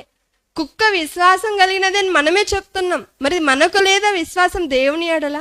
వాటిని చూసైనా వాటికి ఉన్నటువంటి స్వభావం, ఒక్కొక్కసారి కుక్కను ఆలోచించామనుకోండి, అది పుట్టినది మొదలుకొని మరణించేంత వరకు దాని స్వభావం అది మార్చుకోదు. అది ఏ జీవైనా, పామైనా, ఏదైనా కూడా అది ఎలాగైతే పుడుతుందో అలాగే మరణిస్తుంది. కానీ మనం మారిపోతూ ఉంటాం. చెప్తుంటారు, ఇతనండి ఎప్పుడు ఎలా ఉంటారో ఎవరికి తెలియదండి అని. అంటే మన గురించి మన చుట్టుపక్కల ఉన్నటువంటి వారికే తెలియదా అంటే తెలియదు. ఇక్కడ కాకోలం గురించి ఆలోచిస్తున్నాం. ఈ కాకోలం ఏం చేసిందంటే దేవుని ప్రవక్తకు ఆహారాన్ని అందించినట్లుగా మనం చూస్తున్నాం. అలానే ఒక చిన్న చేప గురించి ఆలోచించామనుకోండి, ఏంటి చేప కూడా దేవుని పనిలో ఉందా అంటే ఉందండి. మత్తయి సువార్త 5వ అధ్యాయం, క్షమించండి, మత్తయి సువార్త 17వ అధ్యాయం 24వ వచనంలో, మత్తయి సువార్త 17వ అధ్యాయం 24వ వచనంలో, వారు కపెర్నహూమునకు వచ్చినప్పుడు అరశెకెలు అను పన్ను వసూలు చేయువారు పేతురుని వద్దకు వచ్చి, మీ బోధకుడు ఈ అరశెకెలు చెల్లింపడా అని అడగగా, ఇక్కడ వస్తున్నారండి యేసుక్రీస్తుల వారిని తప్పు పట్టాలని అక్కడ ఉన్నటువంటి ప్రధాన యాజకులు వాళ్ళందరూ వచ్చి, పెద్దలందరూ వచ్చి అందరూ కూడా పన్ను చెల్లిస్తున్నారు, మరి మీ యేసుక్రీస్తుల వారు చెల్లించడా అని అనగానే యేసుక్రీస్తుల వారు ఏం చేశారు? పేతురు గారిని పిలిచాడు. ఏంటి పేతురు, ఇలా చెల్లించమని అడుగుతున్నారా? నువ్వేం చేయకు, నేరుగా వెళ్ళు, సముద్రానికి వెళ్ళు, గాలము వేయి, మొదట ఒక చేప వస్తుంది, ఆ చేప నోరు తెరవగదు, అందులో షెకెలు ఉంటుంది అని. ఇప్పుడు యేసుక్రీస్తుల వారు చెప్పిన మాట నెరవేరాలి అంటే ఇప్పుడు పని ఎవరికి? చేపకి. ఇప్పుడు ఆ చేప ఏం చేయాలి? పేతురు గారు వచ్చే లోపల షెకెలు మింగాలి. అది మింగాలంటే ఎంత నొప్పిగా ఉంటుందండి. మనం తెలిసి హాని చేసుకుంటామా మన శరీరానికి? లేదు. కానీ ఆ చేప, చిన్న చేప, యేసుక్రీస్తు చెప్పిన మాట ప్రకారం ఇప్పుడు అది ఇవ్వాలి కాబట్టి ఒక షెకెలను మింగి పేతురు గారి రాకతో అది పైకి వచ్చి ఆ గాలము వేసినప్పుడు అది ఎక్కడ గుచ్చుకుంటుందండి? ఆ చేప గుండెకే కదా గుచ్చుకుంటుంది. అంటే దానికి తెలుసు తన ప్రాణం పోతుంది అని. తన ప్రాణం పోతుందని తెలిసినా, దానికి ప్రమాదం జరగబోతుందని తెలిసినా కూడా అది తన ప్రాణాన్ని అర్పించి ఆ షెకెలను ఇచ్చింది అంటే అది దేవుని పనిలో ఉన్నట్లే కదండి. చివరిగా మనం కోడి గురించి ఆలోచించామనుకోండి, మనం కోడి గురించి అనగానే ఏది గుర్తొస్తుంది? మనం తినే చికెనే గుర్తొస్తుంది. ఎప్పుడెప్పుడు ఆదివారం అవుతుందా, ఎప్పుడెప్పుడు మనం దాన్ని వేసేస్తామా, ఎప్పుడెప్పుడు మనం తినేస్తామా అని. కానీ ఆ కోడి కూడా దేవుని పనిలో ఉందంట అండి. చివరిగా ఈ సందర్భాన్ని మనం చూసుకొని ముగించుకుందాం. మార్కు సువార్త 14వ అధ్యాయం 27వ వచనంలో, మార్కు సువార్త 14వ అధ్యాయం 27వ వచనంలో, అప్పుడు యేసు వారిని చూచి, మీరందరూ అభ్యంతరపడుదురు, గొర్రెల కాపరిని కొట్టుదును, గొర్రెలు చెదిరిపోను అని వ్రాయబడిన. యేసుక్రీస్తుల వారు వారి శిష్యులకు చెబుతున్నారు, ఇదిగో సిలువకు అప్పగించే సమయం వచ్చింది, గొర్రెల కాపరిని కొట్టుతారు. అలా గొర్రెల కాపరిని కొట్టగానే గొర్రెలన్నీ కూడా చెదిరిపోతుంది అని చెప్పగానే పేతురు గారు ఏం చెప్పారు? లేదు లేదు ప్రభువా, నేను మీతోనే ఉంటాను, నేను మిమ్మల్ని హత్తుకొని ఉంటానని చెప్తారు. అప్పుడు యేసుక్రీస్తుల వారు ఏం చెప్తున్నారు? 30వ వచనంలో, యేసు అతన్ని చూచి, నేటి రాత్రి కోడి 2 మార్లు కూయక మునుపే నీవు నన్ను ఎరుగనని ముమ్మారు చెప్పెదవని నీతో నిశ్చయముగా చెప్పింది. కోడి 2 మార్లు కూయక మునుపే నీవు ముమ్మారు నేను ఎరుగనని చెప్తావన్నారు. అంటే ఇప్పుడు పని ఎవరికి పడింది? కోడికి. ఇప్పుడు పేతురు గారు 3 సార్లు యేసుక్రీస్తుని ఎరుగనని చెప్పే లోపల ఇది 2 సార్లు కూయాలి. అంతేనా? మరి జరిగిందా? ఒకసారి 72వ వచనంలో మనం చూసినట్లయితే, వెంటనే అతను వచ్చాడు, ఒకరు వచ్చారు, ప్రధాన యాజకులలో ఒకరు వచ్చారు, ఇదిగో నీవు ఆయనతో కూడా తిరిగిన వాడవు కదా అంటే, లేదు నాకు తెలియదు అంటారు. అలానే పనికెత్తలలో ఒకటి వచ్చి అడుగుతుంది, ఇదిగో నువ్వు ఆయనతో తిరిగావు కదా అని, లేదని చెప్తారు. అంత లోపల కోడి కూస్తుందంట అండి. చివరి మాటలో మనం చూసినట్లయితే, వెంటనే 2వ మారు కోడి కూసేను కనుక కోడి 2 మార్లు కూయక మునుపే నీవు నన్ను ఎరుగనని ముమ్మారు చెప్పెదవని యేసు తనతో చెప్పిన మాట పేతురు జ్ఞాపకమునకు తెచ్చుకొని తలపోయిచు ఏడ్చెను. ఇప్పుడు యేసుక్రీస్తుల వారు చెప్పిన మాట నెరవేరిందా? నెరవేరింది. ఇప్పుడు యేసుక్రీస్తుల వారు చెప్పిన ప్రకారం జరగాలి అంటే ఇప్పుడు ఎవరికి పని పడింది? కోడికి. మరి అది దేవుని పనిలో ఉందా? ఉంది. ప్రకృతిలో మనం ఏది ఆలోచిస్తున్నా అవన్నీ కూడా దేవుని పనిలో ఉంటున్నాయి. మరి మనం ఉంటున్నామా లేదా అని మనల్ని మనమే ప్రశ్నించుకోవాలి. అంతేనా? నా గురించి కొందరికే తెలిసి ఉండొచ్చు, నా గురించి అందరికీ, ఇంట్లో ఉన్న వాళ్ళకంటే కూడా నా గురించి నాకే తెలుస్తుంది. అలానే మీ అందరి గురించి, మన గురించి మనకు తప్ప ఎవరికి తెలీదు. ఇప్పుడు ఈ ప్రకృతిలో ఉన్న వాటన్నిటిని మనం ఆలోచించాం. ఇవన్నీ కూడా దేవుని పనిలో ఉంటున్నప్పుడు మరి నేను ఉండగలుగుతున్నానా దేవుని పనిలో అని మనల్ని మనం ప్రశ్నించుకోవాలండి. చివరిగా ఒక మాట మనం చూసుకున్నాం. తీతుకు రాసిన పత్రిక, అపోస్తలుడైనటువంటి పౌలు గారు తీతుకు రాసిన పత్రిక 3వ అధ్యాయం 14వ వచనంలో, తీతుకు రాసిన పత్రిక 3వ అధ్యాయం 14వ వచనంలో, మనవారును నిష్ఫలులు కాకుండా నిమిత్తము అవసరమును బట్టి సమయోచితముగా సత్క్రియలను శ్రద్ధగా చేయుటకు నేర్చుకొనవలెను. మనం ఏది నేర్చుకోవాలట? సత్క్రియలను శ్రద్ధగా చేయుటకు. మరి సత్క్రియలు అనగా ఏంటి? మనం అనుకున్నట్టు సేవా కార్యక్రమాలు కాదు. ఇలా చేసేవారు చాలా మంది ఉన్నారు లోకంలో, స్వచ్ఛంద సేవా కార్యక్రమాలు చేసేవారు. మరి అలా లెక్క ఎత్తుకుంటే వారే మనకంటే ముందు పరలోకంకి వెళ్ళిపోతారు. కానీ ఇక్కడ దేవుడు వ్రాయించిన మాటకు ఉన్నటువంటి అర్థం ఏంటి? సత్క్రియలను శ్రద్ధగా చేయాలి అన్నారు. ఇంతకీ సత్ అంటే ఏంటి? మరలా బైబిల్లోనే మనం ఆలోచిస్తే యోహాను 17:17 ప్రకారం ఏముంది? సత్యమందు వారిని ప్రతిష్ఠ చేయుము, నీ వాక్యమే సత్యము. Bible answer to the Bible. సత్క్రియలు చేయమన్నారు. సత్క్రియలు అనగా ఏంటి అంటే, సత్ అంటే ఏంటి? వాక్యం. ఇప్పుడు మనం ఎలాంటి క్రియలు చేయాలి? వాక్య సంబంధమైన క్రియలు చేయాలి. మరి ఇక్కడ మన అందరం కూడా కూడుకున్నది దేవుని మాటలను నేర్చుకోవడానికి. మరి ఇదేంటి? సత్య సంబంధమైన కార్యక్రమం. మరి ఇది ఈ రోజుతోనే ఆగిపోతుందా, లేకపోతే ఈ రోజే పెట్టారా అంటే లేదు. ఇప్పటికీ ఎన్నోవా లేఖనాల పరిశోధన సదస్సు 120వ, అనగా 120 సార్లు ఈ కార్యక్రమాన్ని చేశారు. వాక్య సంబంధమైన కార్యక్రమాలు జరిపించారు. ఈ కార్యక్రమాల్లో మనందరినీ కూడా ఆత్మీయతలో మనల్ని ఇంకా పెంపొందించటానికి, దేవుని వర్తమానాన్ని సుదూర ప్రాంతం నుంచి తీసుకొని మన మధ్యకు మరి దైవ సేవకులు వచ్చి ఉన్నారు. మరి ఎందుకు ఇలాంటి కార్యక్రమాలు జరగాలి?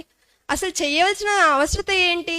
మరి ఈ కార్యక్రమం జరగడానికి ఎవరైనా మనకు స్పాన్సర్ ఇస్తున్నారా? విదేశాలలో ఉన్నటువంటి వారు సహకరిస్తున్నారా? లేదండి. చాలా పేదవారే ఈ కార్యక్రమాన్ని కొనసాగిస్తున్నారే కానీ ఎవరం కూడా మనం పట్టించుకోవట్లేదు. కాబట్టి దేవుని పిల్లలైన మన అందరం కూడా ఎలా ఉండాలి అట? సత్క్రియలు యందు ఎలా ఉండాలి? శ్రద్ధగా చేయుటకు నేర్చుకోవాలట. ఎందుకు? ఎల్లప్పుడు కూడా మనం దేవుని పనిలో ఉన్నాం అనుకోండి, మనం ఎప్పుడు కూడా తప్పిపోం. దేవుని పనులలో మనం నిమగ్నమై ఉన్నప్పుడు అపవాదికి మనం చోటిచ్చేవారిగా మనం అస్సలు ఉండం. ఉదాహరణకు స్కూల్లో పిల్లలు బడికి వెళ్తున్నంతసేపు బాగానే ఉంటుంది. వాళ్ళకి హాలిడేస్ ఇచ్చేసారనుకోండి, తల్లిదండ్రులకు టెన్షన్ స్టార్ట్ అయిపోతుంది. ఎందుకు ఇన్ని రోజులు సక్రంగా బడికి వెళ్ళాడు, ఇప్పుడు ఏమైపోతాడో. కాబట్టి ఏం చేస్తారు తెలివైనటువంటి తల్లిదండ్రులు, టైపింగ్ క్లాస్కో ట్యూషన్లకో దేనికో ఒకదానికి పంపించేస్తూ ఉంటారు. అనగా ఖాళీగా ఉంటే దేనికి పనికి రాకుండా పోతాడు, కాబట్టి ఏదో ఒక పనిలో పెట్టాలి అని. అలానే మనం కూడా దేవుడిచ్చినటువంటి ఈ చిన్న జీవితంలో సమయాన్ని వృధా చేసుకొనక, దేవుడు ప్రతి ఒక్కరికి ఒక పని ఇచ్చుంటారు. తలాంతి ఇవ్వని వ్యక్తి అంటే ఎవరు కూడా ఉండరు.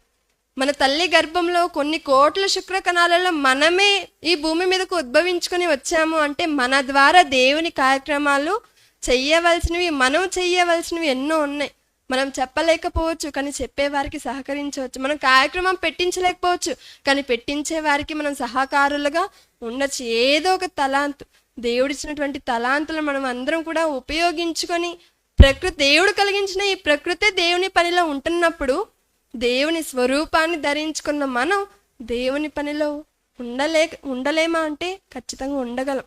అలా ఉండాలి అంటే మరి దైవ సేవకులు ఇలాంటి వారి ద్వారా ఎన్నో మాటలు మనం నేర్చుకుంటూ, యెహోవా గ్రంథమును పరిశీలించి చదువుకొని వాటి ప్రకారం మనం నడుచుకుంటే మనము మన చుట్టూ ఉన్నటువంటి వారిని కొంతమందినైనా కూడా దేవుని ఎద్దుకు నడిపించే వారిగా ఉంటాం. కాబట్టి మన అందరం కూడా అలాగ ఉండుటకు ప్రయత్నించాలని కోరుకుంటూ, ఈ మాటల చేత నన్ను నేను హెచ్చరించుకుంటూ మీ అందరినీ హెచ్చరిస్తూ ఈ నా మాటలను ముగిస్తున్నాను. మరి నాకు ఇంతటి మంచి అవకాశాన్ని ఇచ్చినటువంటి కన్నతనైన దేవునికిని, దైవజనులకును, పెద్దలకును, మీ అందరికీ యేసుక్రీస్తుల వారి పేరిట వందనాలు తెలియజేసుకుంటూ ముగిస్తున్న. కళ్ళు మూసుకున్నట్లయితే ప్రార్థించుకున్నాం.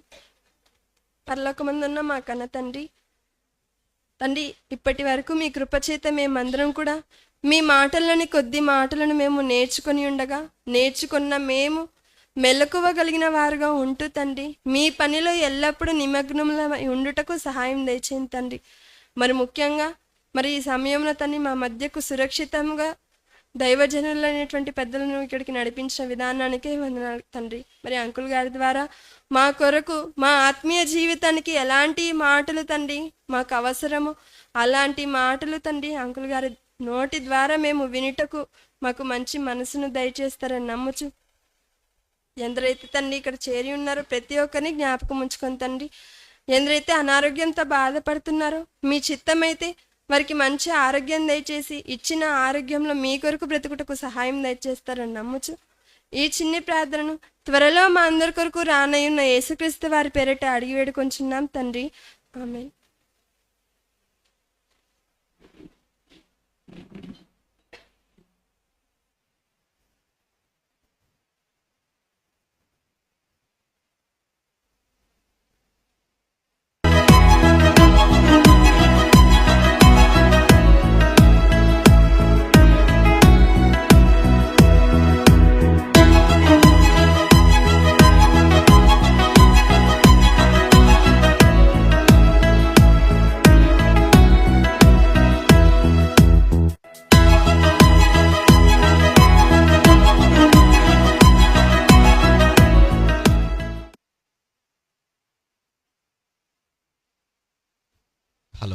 హలో, దయచేసి ఫోన్స్ అన్ని సైలెన్స్లో ఉంచండి. ఒకసారి మరలా ఫోన్స్ అన్ని సైలెన్స్లో ఉన్నవో లేవో చెక్ చేసుకోండి. ప్రార్థన చేసుకుందాం. మహోన్నతుడా మా కన్న తండ్రి, మీ పరిశుద్ధమైన శ్రేష్టమైన మీ నామాన్ని బట్టి మిమ్మల్ని స్తుతిస్తూ ఈ సంవత్సరంలో మరొక మారు మీ పిల్లలను ప్రత్యక్షంగా కలుసుకొని మీ జ్ఞానాన్ని పంచుకోవడానికి మీరు నాకు ఇచ్చిన ఈ భాగ్యానికై కృతజ్ఞతలు చెల్లించుకుంటూ ప్రతి నెల మానక ఎంతో భారభరితమైన ఈ కార్యక్రమాన్ని బాధ్యతగా జరిగిస్తూ వస్తున్న స్థానిక సంఘాన్ని, సంఘంలోని మీ పిల్లలందరినీ పేరు పేరున మీరు జ్ఞాపకం చేసుకుని పరమందు వారికి ప్రతిఫలాన్ని, వారి పనిని బట్టి ప్రసాదించమని వేడుకుంటూ క్రీస్తునామని ప్రార్థన మీకు సమర్పిస్తున్నాము తండ్రి. ఆమేన్.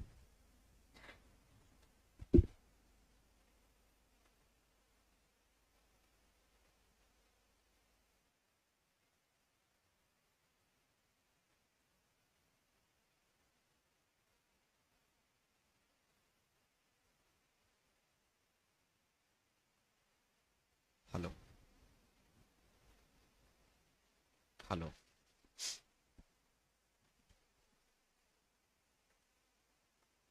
హలో హలో హలో ప్రియులరా, ప్రతి నెలలో జరుగుతున్న బైబిల్ పరిశోధన సదస్సు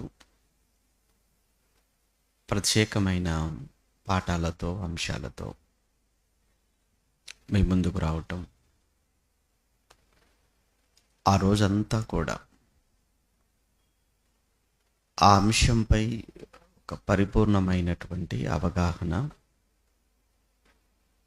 మీకు అందించి మిమ్మల్ని ఇంకా సత్యంలో స్థిరపరిచి దేవునికి చేరువ చేస్తూ మీ ఆత్మీయ జీవితాన్ని వృద్ధి చేస్తున్న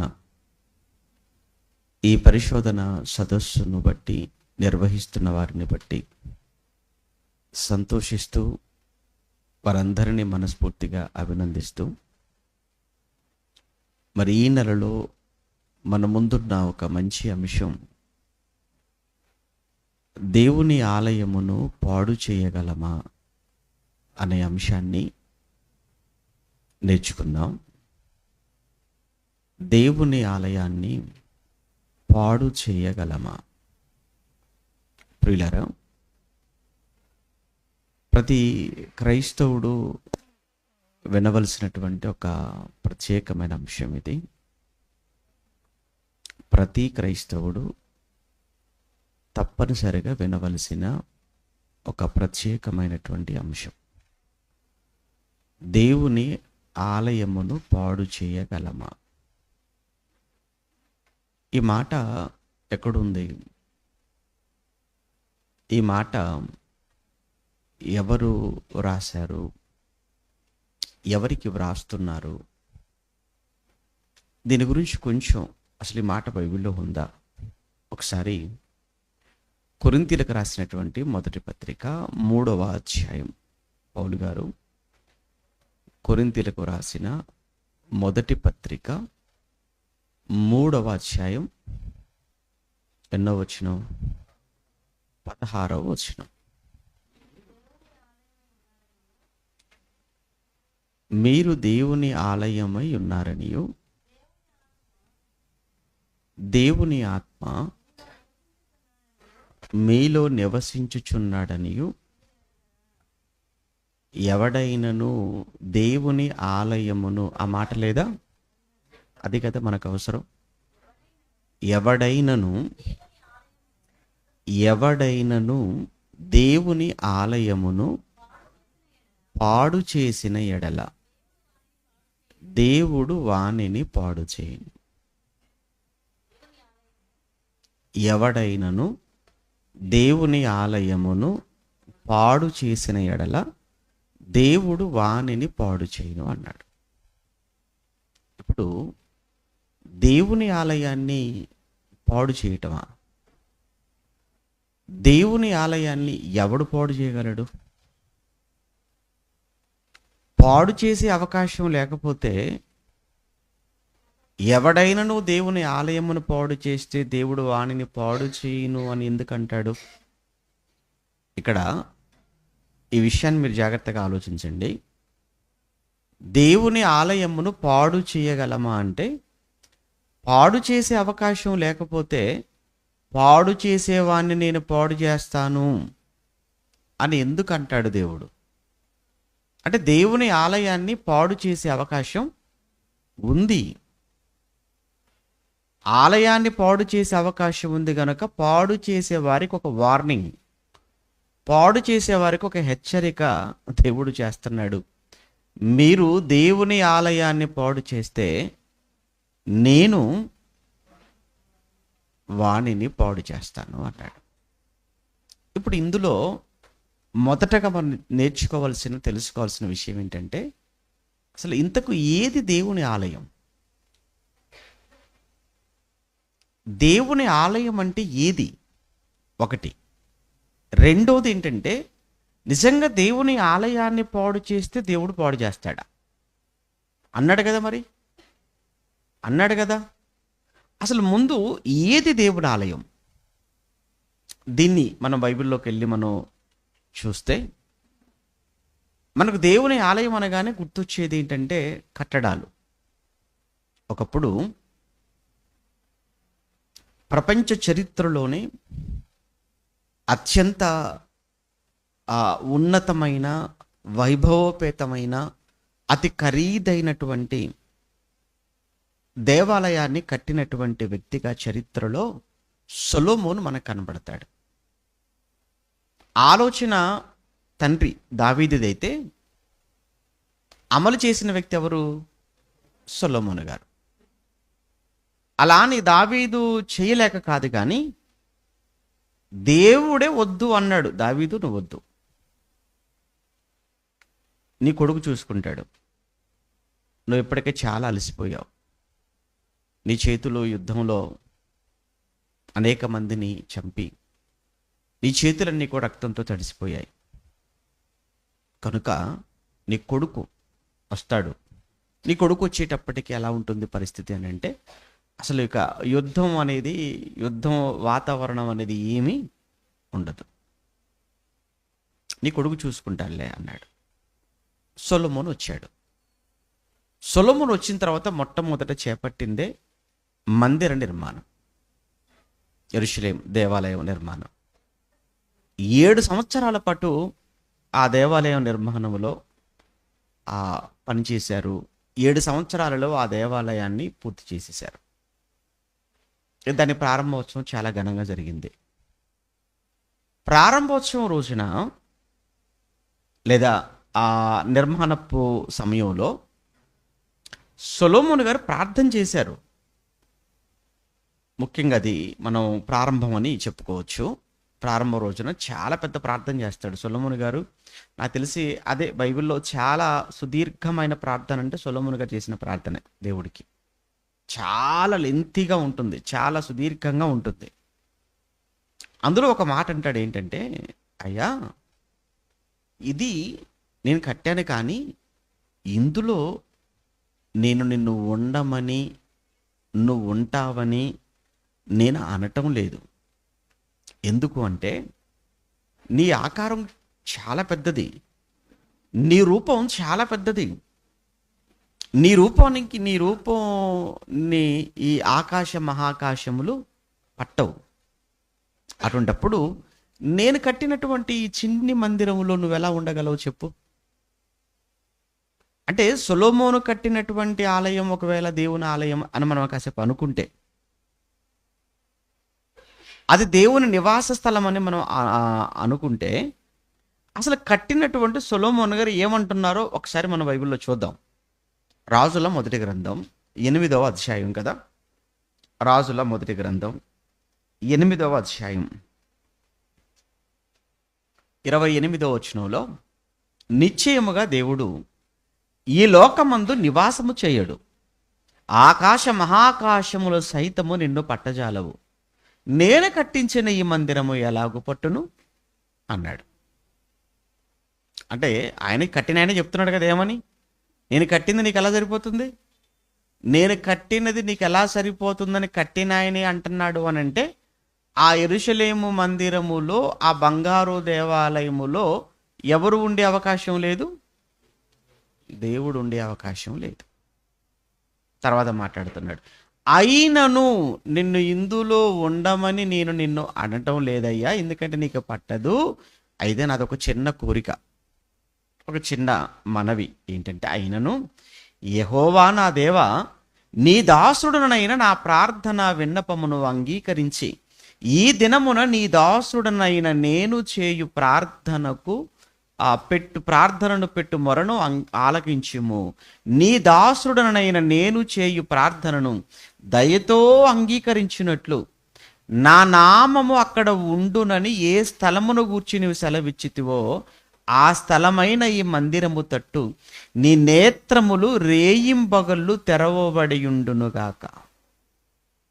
అంటే నీ పేరు ఇక్కడ ఉంటుంది, నువ్వు ఇందులో ఉండవు. మీకు అర్థమైందా? నీ పేరు మాత్రం ఇక్కడ ఉంటుంది, నీవు ఇందులో ఉండవు. అయితే నీ కన్నులు, నీ చూపులు ఈ మందిరం మీద ఉంటే చాలు.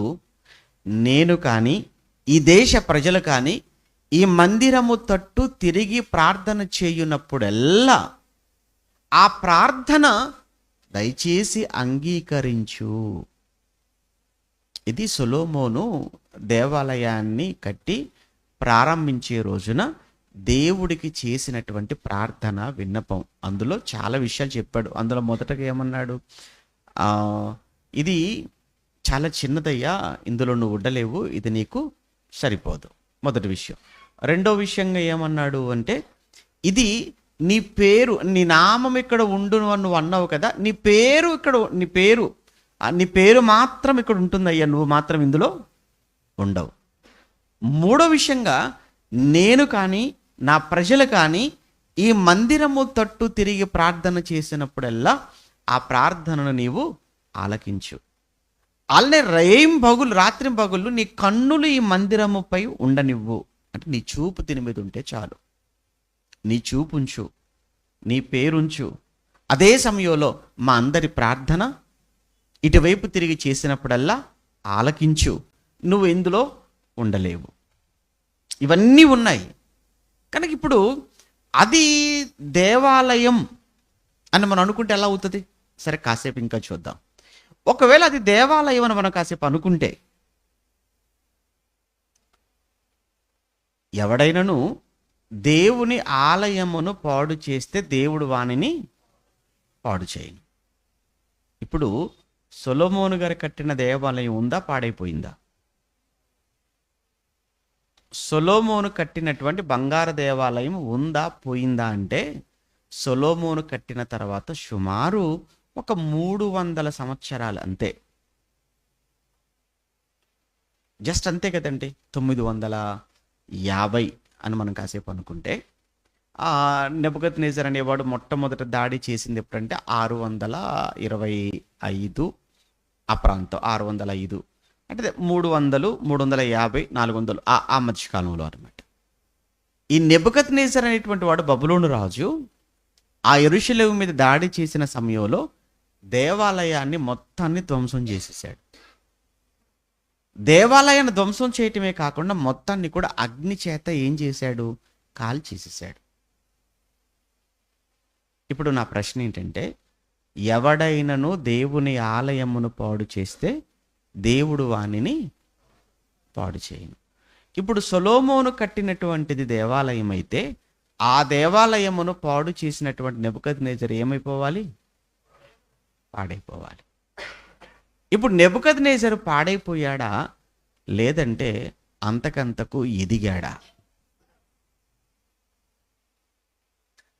అని చూస్తే, బైబిల్లో నెబుకద్నెజరు చాలా గొప్పవాడిగా కనబడతాడు. నెబుకద్నెజరు ప్రపంచ చక్రవర్తి. దానియేలు గారు చెరలోనికి వెళ్ళిన తర్వాత దానియేలు గారు ఆ నెబుకద్నెజరుకు వచ్చినటువంటి ఒక కళ, దర్శనం, ఒక పెద్ద ప్రతిమ ఆయన చూశాడు, భయపడిపోయాడు, తెల్లవారిపోయింది, కళ మర్చిపోయాడు. అందరినీ కేకేశాడు. అందరూ వచ్చారు, రాజ్యంలో పెద్ద పెద్ద వాళ్ళు, జ్యోతిష్కులు, తర్వాత శకునం చెప్పేవాళ్ళు, గారడి తెలిసిన వారు, వీళ్ళందరూ వచ్చారు కదా. వచ్చిన తర్వాత వాళ్ళందరి ముందు అంటున్నాడు, రాత్రి నాకు ఒక కళ వచ్చేసింది, తెల్లవారుసరిగా కళ మర్చిపోయాను. మీరు అర్జెంటుగా నాకు ఆ కళ ఏంటో మీరు చెప్పాలి, కళ భావం కూడా చెప్పాలి అని అందరితో సమావేశంలో చెప్పాడు. అదంతా మీకు తెలుసు. అప్పుడు వాళ్ళంతా ఒకరి మొక్కలు ఒకరు చూసుకుంటూ ఉంటారు. ఎందుకు? ఆడి కళ్ళొస్తే మనల్ని చెప్పమంటాడేంట్రా? ఆడి పిచ్చోడా మనం పిచ్చోళ్ళమా? ఇప్పుడు కళ వచ్చింది ఎవడికి? ఆడికి వచ్చింది. మర్చిపోయింది ఎవడు? ఆడు. ఇప్పుడు చెప్పమంటుంది ఎవరిని? మనల్ని. వాడికి ఏమైనా ఉందా? దిమాకు ఉందా వాడికి ఏమైనా? బయటకు అంటం లేదు, లోపల అనుకుంటున్నారు. అయ్యి బయటకంటే తలలు ఎగిరిపోతాయి. ఎందుకు? చక్రవర్తి. అప్పటికి వార్నింగ్ ఇచ్చేశాడు. మీరు కానీ చెప్పకపోతే మీ తలలు ఎగిరిపోతాయి అన్నాడు. అంతే, చంపేస్తానన్నాడు. భయపడిపోతున్నారు. మొత్తానికైతే ఈ విషయం ఎవరి దాకా వెళ్ళిందంటే దానియేలు గారి దాకా వెళ్ళింది. అప్పుడు దానియేలు గారితో పాటు షడ్రకు, మేషకు, అబేద్నెగోలు, తన ఉన్నారు కదా స్నేహితులు, అందరూ ప్రార్థనలో ఉన్నారు. దానియేలు అన్నాడు, ఇదిగో నేను చెప్తానండి అన్నాడు. అని గదిలోకి వెళ్ళి ప్రార్థన చేశాడు. రాజుగారి దగ్గరకు వచ్చాడు. అయ్యా, నేను నిమిత్త మాత్రుణ్ణి, నేను సామాన్యుణ్ణి, నా వల్ల అవ్వదు. ఏదైనా చెప్పగలిగిన వాడు ఎవరంటే ఆ దేవుడే అని చెప్పడం ప్రారంభించాడు. రాజా, మీరు నిద్రలో ఉంటుండగా మీ కళ్ళ ముందు ఒక చాలా పెద్ద ప్రతిమ, బ్రహ్మాండమైన ఒక ప్రతిమ మీ కళ్ళ ముందు కనిపించింది కదా అనగానే వెళుతున్నాడు అనమాట. నిజమే నిజమే, ఏదో పెద్ద ప్రతిమ నేను చూశాను. అది ఎలా ఉంది? దాని శిరస్సు బంగారం అన్నాడు. ఆ బంగారం ఎవరో కాదు, మీరే. ఎవరు? చెప్పాడు కదా, బైబిల్లో ఉన్నది కదా, నేను చెప్తున్నాను. దానిలో కింద 2వ అధ్యాయం నుండి తర్వాత చదువుకోండి. మన పాఠం అది కాదు. కాకపోతే దేవుని ఆలయం ఏంటో అన్నది మీకు తెలియడం కోసం ఎంత చెప్పుకుంటూ వస్తున్నాను. ఓకేనా? ఆ శిరస్సు బంగారము అన్నాడు. ఆ శిరస్సు బంగారము, ఆ బంగారము ఎవరు అంటున్నాడు? మీరే, మీ రాజ్యం అన్నాడు. అప్పటికే దేవాలయాన్ని ఏం చేసి వచ్చాడు?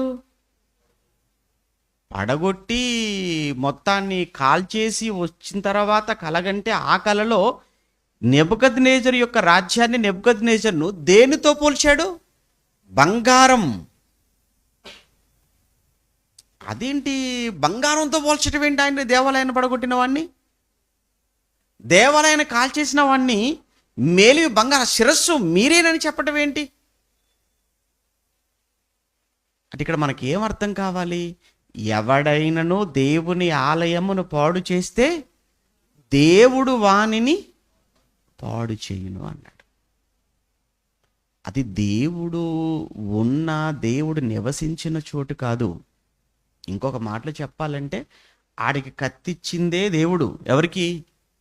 నెబుకద్నెజరుకి కత్తిచ్చిందే దేవుడు. మరి ఆ రోజు రాజు కదా, చక్రవర్తి కదా, వెళ్ళు దండించు. ఎందుకు? యూదులు మాట వినటం లేదు, లోబడటం లేదు, తిరుగుబాటు చేస్తున్నారు, అవిధేయులుగా మారిపోయారు. రాజ్యంలో ఎటు చూసిన అక్రమము, అన్యాయం. కనుక మరి వారిని శిక్షించాలి కదా. ఎన్ని మార్లు చెప్పినా వినప్పుడు శిక్షించాలి కదా అని బెత్తమిచ్చాడు. బెత్తమిచ్చి పంపించాడు. అంత ధ్వంసం అయిపోయింది. ఆ తర్వాత వీళ్ళేమన్నా బాగున్నారా అంటే వీళ్ళేం బాగోలేరు. ఎవరు? నెబుకద్నెజరు కానీ, బబులోను సామ్రాజ్యం కానీ, వీళ్ళు చెడిపోయారు.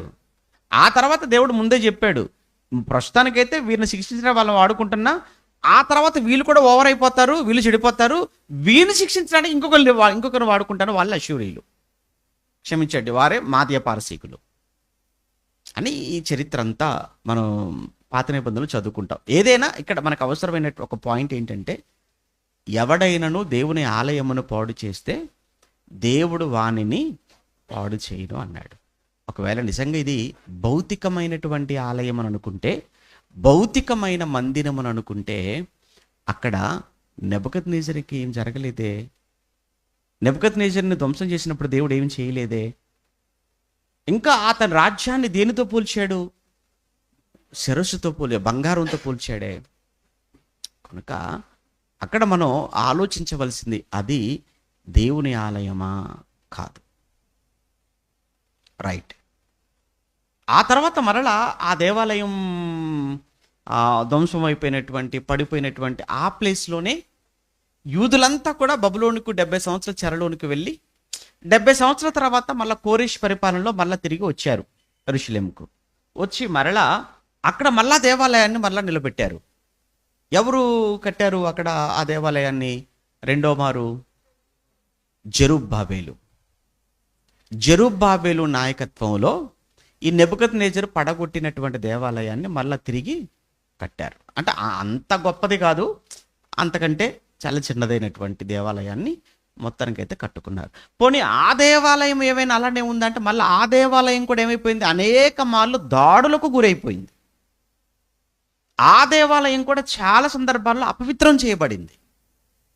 మరలా ధ్వంసమైపోతున్న అపవిత్రమైపోతున్న ఆ దేవాలయాన్ని యేసుక్రీస్తుల వారి కాలం నాటికి ఈ దేవాలయమును మీరు పడగొట్టండి, తిరిగి 3 దినాల్లో లేపుతానని ప్రభు అంటే చుట్టూ ఉన్న వాళ్ళంతా అపార్థం చేసుకొని ఏంటి ఈ దేవాలయాన్ని పడగొడితే 3 దినాలు లేపుతావా? మా వాళ్ళు దీన్ని ఎన్ని సంవత్సరాలు కడుతున్నారో తెలుసా? ఇప్పటికీ 46 సంవత్సరాలు అయింది, స్టిల్ కంటిన్యూ, ఇంకా పూర్తి అవ్వలేదు. 46 సంవత్సరాల నుంచి దీన్ని ఏం చేస్తున్నారు? ఇంకా కడుతూనే ఉన్నారు, ఇంకా పూర్తవ్వలేదు. అలాంటిది నువ్వు 3 దినాలలో లేపేస్తావా? యాక్చువల్గా ఆయన మాట్లాడుతున్నది కళ్ళ ముందు కనబడుతున్న దాని గురించి కాదు, దేహం అనే తన దేవాలయం, తన శరీరాన్ని గురించి మాట్లాడుతున్నాడు యేసుప్రభుల వారు. అలానే ఆ రోజు యేసుప్రభు ఏ దేవాలయం ముందు నిలబడి మాట్లాడాడో, ఏ జెరుబ్బాబెలు కట్టిన ఆ దేవాలయం, ఆ హేరోదు మరమ్మతులు చేసిన ఆ దేవాలయం, అదేమైనా ఉందంటే దానిని కూడా క్రీస్తు శకం 70వ సంవత్సరంలో టైటస్ యొక్క పరిపాలన కాలంలో ఆ దేవాలయాన్ని కూడా మొత్తం ఏం చేసేసారు? మొత్తం ధ్వంసం చేసేసారు. ఇప్పుడు లేదు అక్కడ యెరూషలేములో, ఇప్పుడు దేవాలయం ఏమీ లేదు.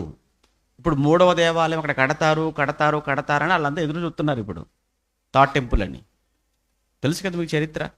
అంటే మొదటిసారి దేవాలయం ధ్వంసం అయిపోయింది, రెండోసారి దేవాలయం అది పడగొట్టబడింది. ఇక్కడ దేవాలయం ఎవడైనను దేవుని ఆలయమును పాడు చేస్తే దేవుడు వాణిని పాడు చేయును అనంటే భౌతికమైనటువంటి ఆలయాలుగా మనం అనుకోవడానికి లేదు. ఈ మాట పౌలు గారు మాట్లాడుతున్నారు. పౌలు గారు ఎవరికి రాస్తున్నాడు ఈ మాట? పౌలు గారు కొరింథీ సంఘానికి రాస్తున్నాడు. పౌలు గారు ఈ మాట ఎవరికి రాస్తున్నాడు?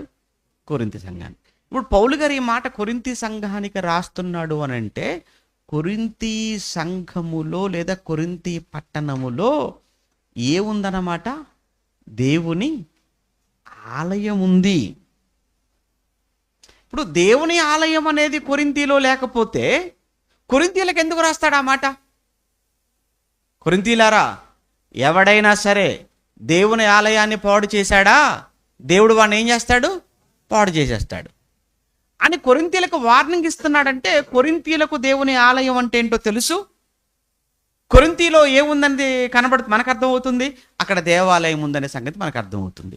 మరి ఇంతకు ఆ కొరింథీలో ఉన్నటువంటి ఆ దేవాలయం ఏంటి? ఇక్కడ దేవుని ఆలయం ఏదని పౌలు గారు మాట్లాడుతున్నారనే ఉద్దేశంలో అంటే ఆ దేవాలయం ఏదో కాదు, ఆ దేవాలయం సంఘం. ఆ దేవాలయం ఏంటి? సంఘము. అంటే సంఘము అంటే దేవుని ఆలయమా? సంఘం అంటే దేవుని ఆలయమా? సంఘం అంటే దేవుని ఆలయం. ఇది ఎంత గొప్పదనుకుంటున్నారు ఈ సంఘం అనే దేవాలయం అంటే?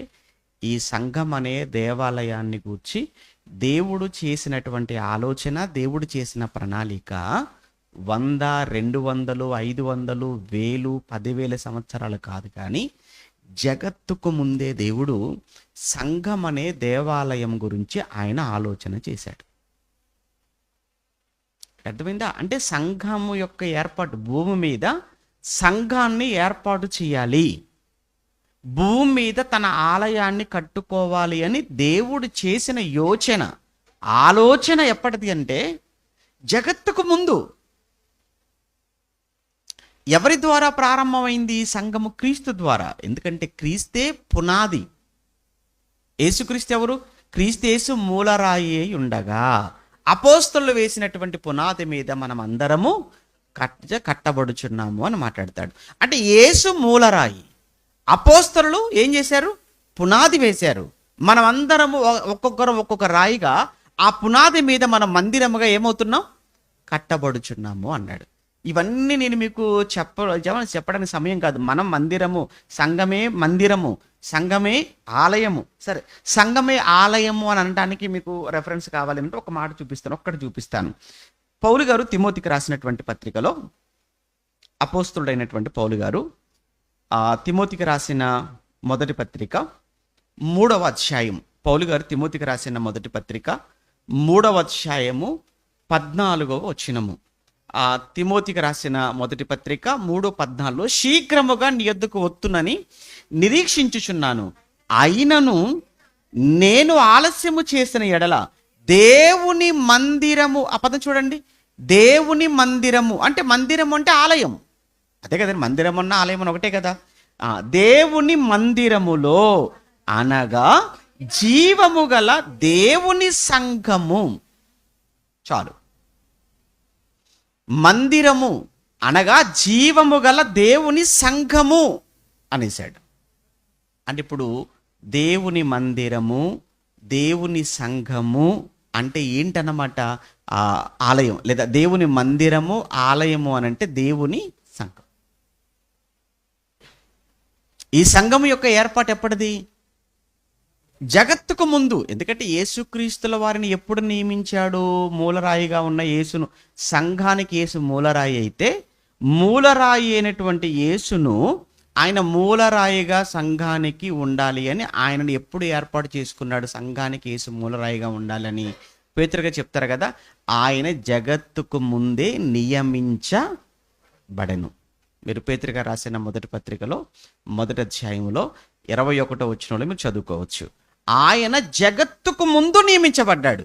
అంటే సంఘం యొక్క ఏర్పాటు ఎప్పటిది? జగత్తుకు ముందు. సంఘం అంటే ఏంటి? దేవుని ఆలయం. జగత్తుకు ముందు దేవుడు కట్టుకోవాలని ఆలోచన చేసిన ఈ ఆలయం యేసుక్రీస్తు ద్వారా ఆ ఆలయం ప్రారంభమై స్టిల్ ఈ రోజు వరకు కూడా ఆలయం ఏమవుతుందో తెలుసా? ఈ రోజు వరకు కూడా ఆలయం ఇంకా కట్టబడుతూనే ఉంది. ఇంకా ఆలయం పూర్తి అవ్వలేదు. ఎందుకంటే ఇంకా ఈ ఆలయములో ఒక్కొక్కరు ఒక్కొక్క రాయిగా అందరూ చేర్చబడుతున్నారు. ఆలయం ఏమవుతుందని పేతురు గారు మాట్లాడతారో తెలుసా? ఆలయము వృద్ధి చెందుతున్నది అని మాట్లాడతాడు. ఒకసారి ఆ పదం చూస్తారా? ఎక్కడ? పేతురు గారు రాసిన మొదటి పత్రికలో, పేతురు గారు రాసిన మొదటి పత్రిక 5వ వచనం, 2వ అధ్యాయం 5వ వచనం, 2వ అధ్యాయం. యేసుక్రీస్తు ద్వారా దేవునికి అనుకూలముగా ఆత్మ సంబంధమైన బలులు అర్పించుటకు పరిశుద్ధ యాజకులుగా ఉండునట్లు మీరును సజీవమైన రాళ్ల వలె ఉండి ఆత్మ సంబంధమైన మందిరముగా కట్టబడుచున్నారు. అంటే స్టిల్ ఇంకా కన్స్ట్రక్షన్లో ఉంది. కట్టబడుచున్నారా? కట్టబడిరియా? కట్టబడుచున్నారు. ఎఫెసీ పత్రికలో అయితే వృద్ధి పొందుచున్నది అంటాడు. 2వ అధ్యాయంలో వృద్ధి పొందుచున్నది అంటాడు. అంటే ఇంకా కట్టబడుతుందా ఈ మందిరం? అవును, ఈ ఆలయం, ఇంకా దేవుని ఆలయం అనేది ఇంకా కట్టబడుతూనే ఉంది. అయితే జగత్తుకు ముందే దేవుని ఏర్పాటులో ఉన్నటువంటి ఆలయం, క్రీస్తు ద్వారా ప్రారంభమైన ఆలయం, ఆ క్రీస్తు ద్వారా ఎలా ప్రారంభమైంది అని అంటే ఆయన ప్రాణం పెట్టుట ద్వారా ప్రారంభమైంది. ఆయన రక్తాన్ని చిందించటం ద్వారా ప్రారంభమైన ఆలయం. ఇంకా చెప్పాలంటే ఈ ఆలయం కొరకు ఆయన చేసినది ఏంటంటే ప్రాణత్యాగం. అందుకే ఆ మాట అన్నాడు అపోస్తుల కార్యములు 20వ అధ్యాయం 28వ వచనంలో. అపోస్తుల కార్యములు 20వ అధ్యాయం 28వ వచనంలో, దేవుడు స్వరక్తమిచ్చి, దేవుడు తన స్వరక్తమిచ్చి, ఆ పదం చూడ, దేవుడు తన స్వరక్తమిచ్చి సంపాదించిన తన సంఘం. ఎవరిది సంఘం? దేవుని సంఘం. దేవుని సంఘము అంటే దేవుని ఆలయం. ఈ ఆలయాన్ని ఎలా కట్టుకున్నాడు ఆయన? తన ప్రాణం పెట్టి, తన రక్తం ఇచ్చి. మరి తన ప్రాణం పెట్టి, తన రక్తం ఇచ్చి కొనుక్కున్న ఈ సంఘం అనే ఆయన ఆలయాన్ని ఇప్పుడు ఎవడైనా పాడు చేస్తే దేవుడు వానిని పాడు చేస్తాడు.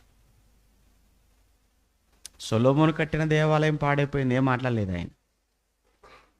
జెరుబ్బాబెలు కట్టిన దేవాలయం పాడైపోయింది, ఆయన ఏం మాట్లాడలేదు. ఎందుకు? దానికోసం ఆయన ఏమైనా ప్రాణం పెట్టాడా? దానికోసం జగత్తుకు ముందు ఆయన ఏమైనా ఆలోచించాడా? దాన్ని ఏమైనా తన రక్తంతో ఏమైనా కొన్నాడా? లేదు కదా. కానీ జగత్తుకు ముందు ఆలోచించి క్రీస్తు ద్వారా తన కుమారుడి ప్రాణాన్ని అర్పింపచేసి తన రక్తం ద్వారా కొనుక్కున్నటువంటి ఈ సంఘం అనే ఈ ఆలయాన్ని పాడు చేస్తే ఆయన అస్సలు ఊరుకోడు.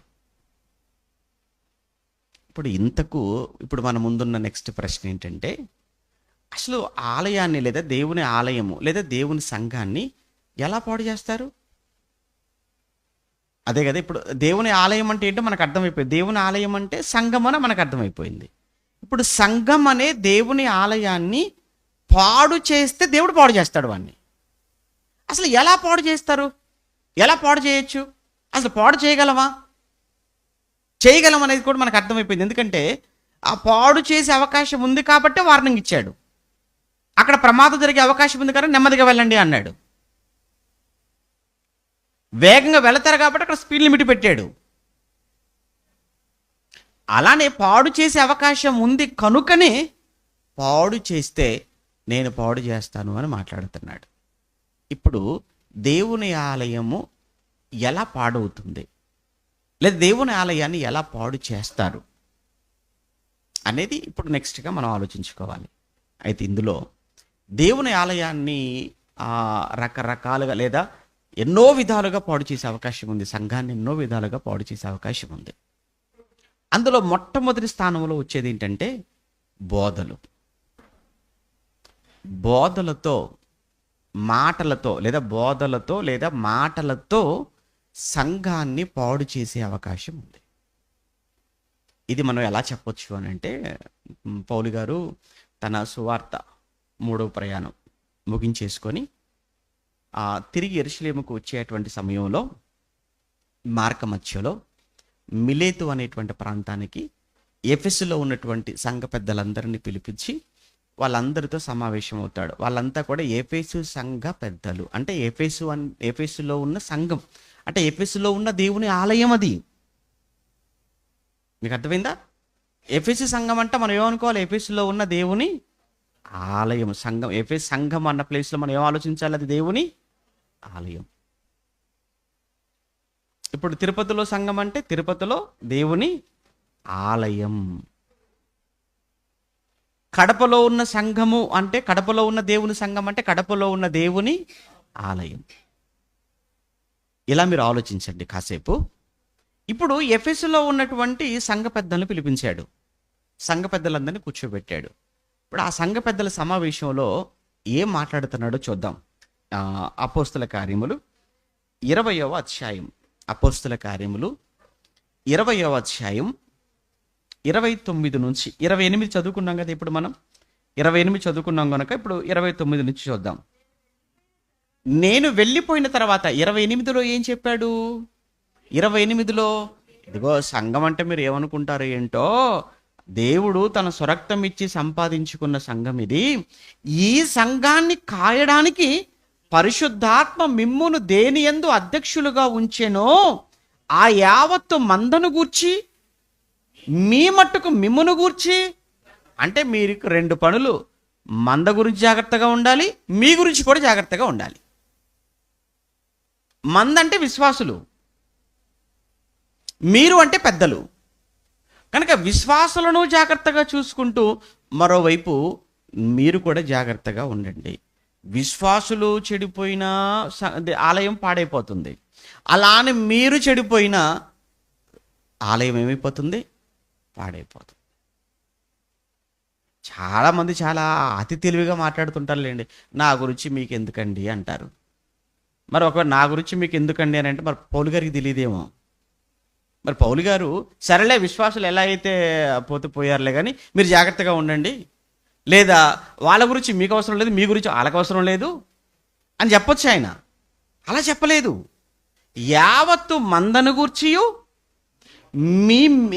మీ మట్టుకు మిమ్మును గూర్చియు మీరు జాగ్రత్తగా ఉండండి. ఎందుకంటే మీరంతా కూడా ఆలయములో, మీరంతా కూడా ఒక్కొక్కరు ఒక్కొక్క రాయిగా మీరు అమర్చబడ్డారు కనుక మీరు జాగ్రత్తగా ఉండండి అని చెబుతూ 29లో, నేను వెళ్ళిపోయిన తర్వాత క్రూరమైన తోడేళ్ళు మీలో ప్రవేశించునని నాకు తెలియను, వారు మందను కనికరింపు. క్రూరమైన తోడేళ్ళు మీ మధ్యలోనికి వస్తాయి అన్నాడు. ఇంత క్రూరమైన తోడేళ్ళు అంటే ఎలా ఉంటాయి? క్రూరమైన తోడేళ్ళు అనగానే ఏదో తోడేళ్ళు వస్తాయని కాదు అక్కడ ఉద్దేశం, ఒకటి. రెండోది ఏంటంటే, క్రూరమైన తోడేళ్ళు అనగానే పోనీలేండి మనుషులేనండి, కాకపోతే క్రూరంగా ఉంటారు. వాళ్ళు క్రూరంగా ఉంటారనేది కాదు, చూడటానికి మనుషులేదో చూడటానికి తోడేళ్ళ ఉంటారా? చూడటానికి మనుషులు ఏమైనా పులిలా ఉంటారా? చూడటానికి మనుషులు సింహంలా ఉంటారా? అలా ఏం ఉండరు. ఎలా ఉంటారంటే మంచిగానే ఉంటారు, చాలా బాగుంటారు చూడటానికి. వాళ్ళు చూడటానికి బాగుంటారు, మాట కూడా చాలా స్వీట్గా ఉంటుంది, చాలా తీయగా ఉంటుంది. ఏమంటే ఈ వారం 10 రోజుల నుంచి మీరు హైదరాబాద్లో ఒక విషయం గురించి మీరు వింటున్నారు, చూసారా? పేరేదో ఉందండి ఆయన పేరు. అదే భార్యను చంపేసి హీటర్లో నానబెట్టేసి ఆ తర్వాత కుక్కర్లో ఉడికించేసి గురువుగారు మొత్తానికైతే పట్టుకున్న తర్వాత ఆయన ఎస్పీ గారు ప్రెస్ మీట్లో మాట్లాడుతున్నప్పుడు ఎలా ఉన్నాడు చూడటానికి, ఈయన వెళ్ళాడు లోపలికి వెళ్ళగానే ఆయన చూసి ఈడికే నచ్చాడట ఎస్పీ గారికి. అంటే అంత అందంగా ఉన్నాడట, అంత అందంగా ఉన్నాడండి. అసలు అతను అలా చేశాడండి, నమ్మలేకపోతున్నానండి. అతను చూడటానికి మంచి హైటు, మంచి పర్సనాలిటీ, ఆ ఫేస్ కూడా చక్కగా చక్కటి రౌండ్ ఫేస్ చాలా బాగుంది, మాట కూడా చాలా బాగుంది. క్రూరంగా ఏమీ లేడు, చేసిన పని మాత్రం ఎలా ఉంది? అమ్మో, మనిషి సాఫ్ట్గా ఉన్నాడు, మనిషి చూస్తానికి చాలా స్మార్ట్గా ఉన్నాడు. కానీ పని చూసారా ఎంత క్రూరత్వంగా, ఎంత క్రూరుడు. ఏంటండి అసలు చంపడం ఏంటి, ముక్కలు ముక్కలుగా చేయటం ఏంటి, ఆ కుక్కర్లో ఉడికించడం ఏంటి, ఆ తర్వాత ఎండబెట్టడం ఏంటి, ఆ తర్వాత పొడి చేయటం ఏంటి, ఏంటిది అసలు? ఏంటి మనిషినే చేశాడు, ఆ మనిషినే భార్యనే. అంటే ఎంత క్రూరత్వంతో నిండిపోయాడు చూడండి, ఎంత వినటానికే చాలా మనకే మనసు అప్పట్లేదు, అంత భయంకరంగా ఉంది సిచ్యువేషన్. మని చూస్తే ఇతను చేశాడా అన్నట్లుగా ఉన్నాడు మరలా. అలానే సంఘములోకి, దేవుని ఆలయములోనికి వచ్చి, దేవుని ఆలయములో సంఘములో ఉన్నటువంటి వారిని ఈడ్చుకుని పోయేవారు, సంఘాన్ని పాడు చేసేవారు, వారు క్రూరమైన తొడేళ్ళు అనగానే క్రూరంగా ఉంటారని మీరు అనుకోకండి.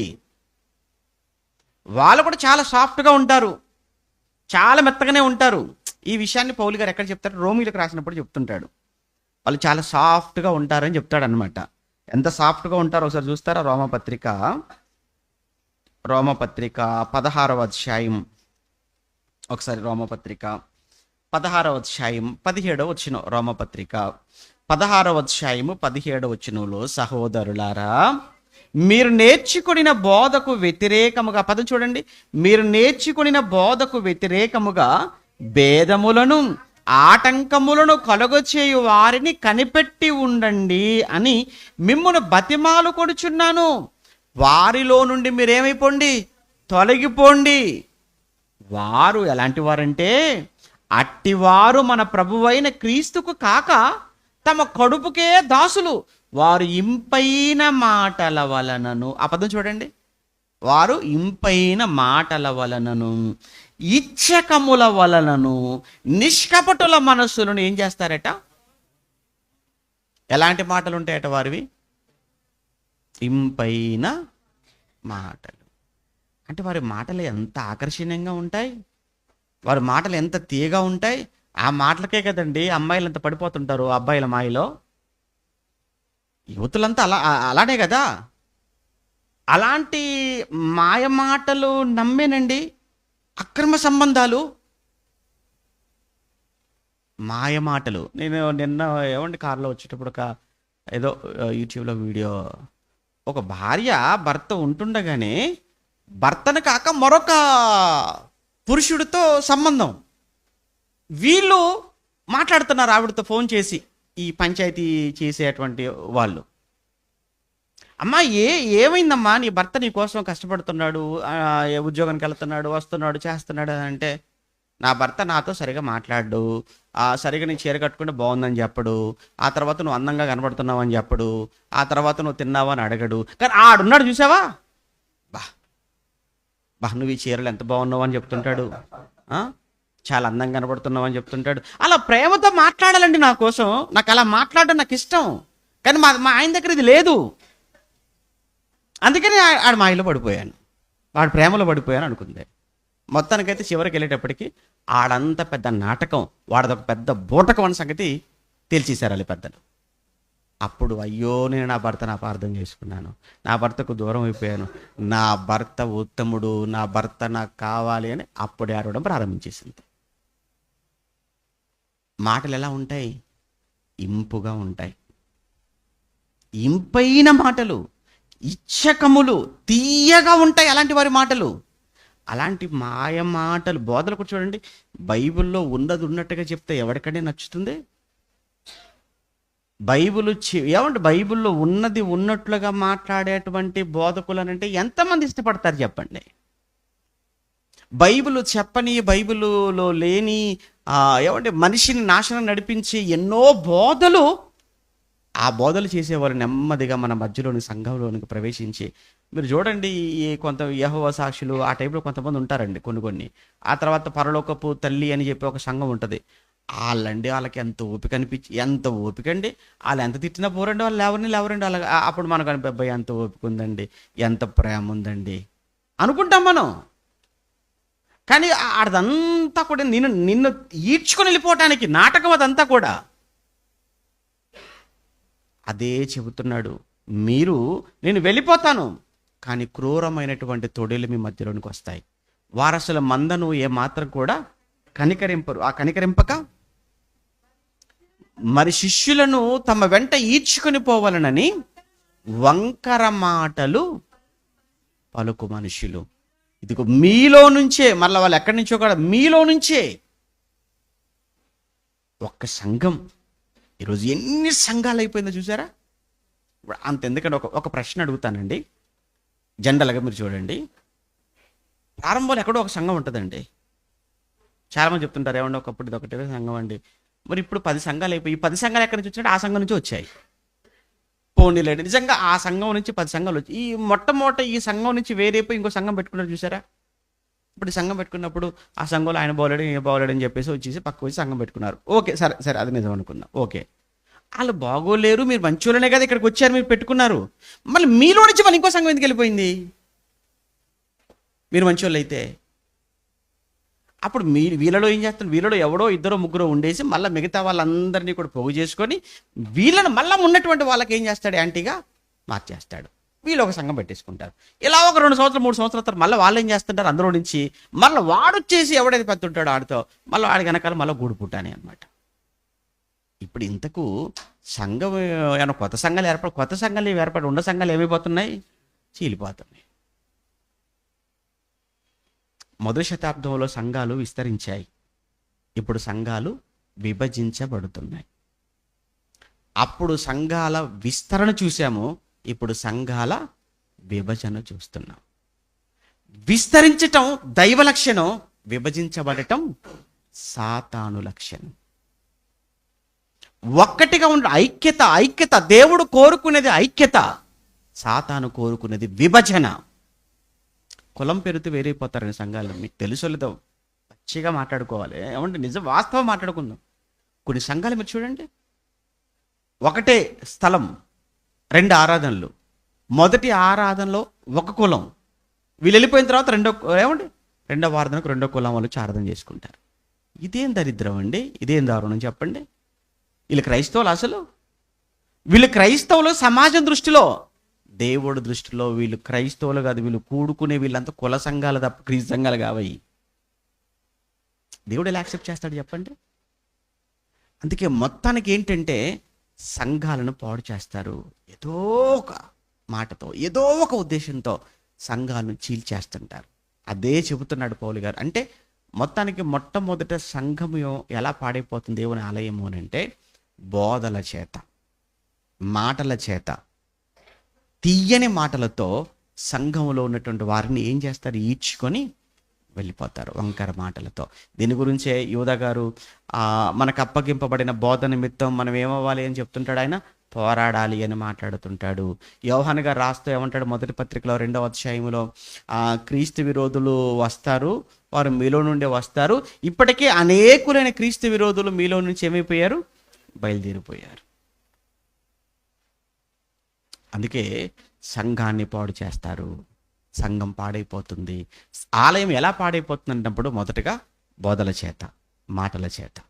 అలా ఎవరి వలనైతే మాయ మాటల చేత, బైబిలుకు భిన్నమైన బోధల చేత, ఎవరి మాటలతో, ఏ విధమైన బోధతో సంఘంలోనికి ప్రవేశించి సంఘాన్ని పాడు చేశారో అట్టి వాడిని దేవుడు అంటున్నాడు, నేను వాడిని వదిలిపెట్టను, నేను వాడిని ఏం చేస్తాను? పాడు చేసేస్తాను. ఎవడైనను దేవుని ఆలయమును పాడు చేస్తే దేవుడు వానిని పాడు చేయి. ఇది మొదటిదండి. ఇక రెండో విషయం ఒకటి ఉంది. రెండో విషయం ఏంటంటే, సంఘంలో వచ్చి బాప్తిస్మం పొంది 5 ఏళ్ళు అవుతున్నా, 10 ఏళ్ళు అవుతున్నా, ఎందుకో ఇంకా పాత బుద్ధులు అంటారు చూసారా కొంతమందికి, అవి పోవు. దాని బైబిల్లో భాష ఏంటంటే ప్రాచీన స్వభావం అంటాడు. నవీన స్వభావం ఒకటి ఉంటుంది, ప్రాచీన స్వభావం ఉంటుంది. ప్రాచీన స్వభావం అంటే బాప్తిస్మానికి ముందున్న స్వభావం. నవీన స్వభావం అంటే మన బాప్తిస్మంలో మనం పొందుకున్న స్వభావం, నవీన స్వభావం. ఇక అసలు బాప్తిస్మం పొందిన తర్వాత మరలా అసలు పాత జీవితం మనలో కనిపించొచ్చా? నిజంగానండి ఏమనిపించిద్దంటే, మన దేశంలో క్రైస్తవ్యాన్ని మతం అని ఎవరైతే మాట్లాడుతున్నారో, మతం మార్చేస్తున్నారని ఎవరైతే అంటున్నారో, వాళ్ళందరికీ తెలియవలసినటువంటి ఒక మంచి విషయం ఏంటంటే, ఇక్కడ మారుతుంది మతం కాదు, స్వభావం. మనం మార్చుకుంటుంది స్వభావాన్ని తప్ప మతం కాదు.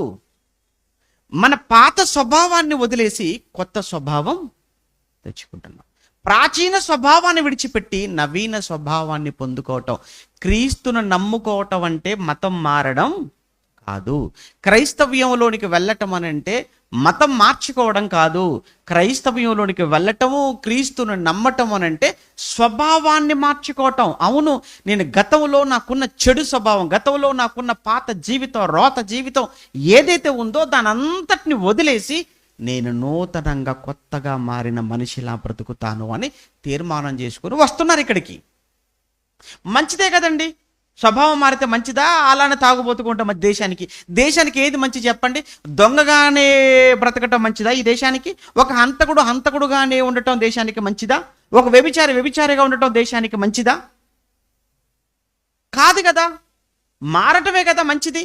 ఒక దొంగ మారాడు అని అంటే ఎంత మంచి సంతోషం కదా. ఒక తాగుబోతు మారాడు అంటే అంతకంటే సంతోషం ఏం కావాలి? తన భార్యకి కానీ, తల్లికి కానీ, తండ్రికి కానీ, కుటుంబానికి కానీ కూర్చోబెట్టి నువ్వేం చేసి మారుస్తావో మార్చి చూద్దాం.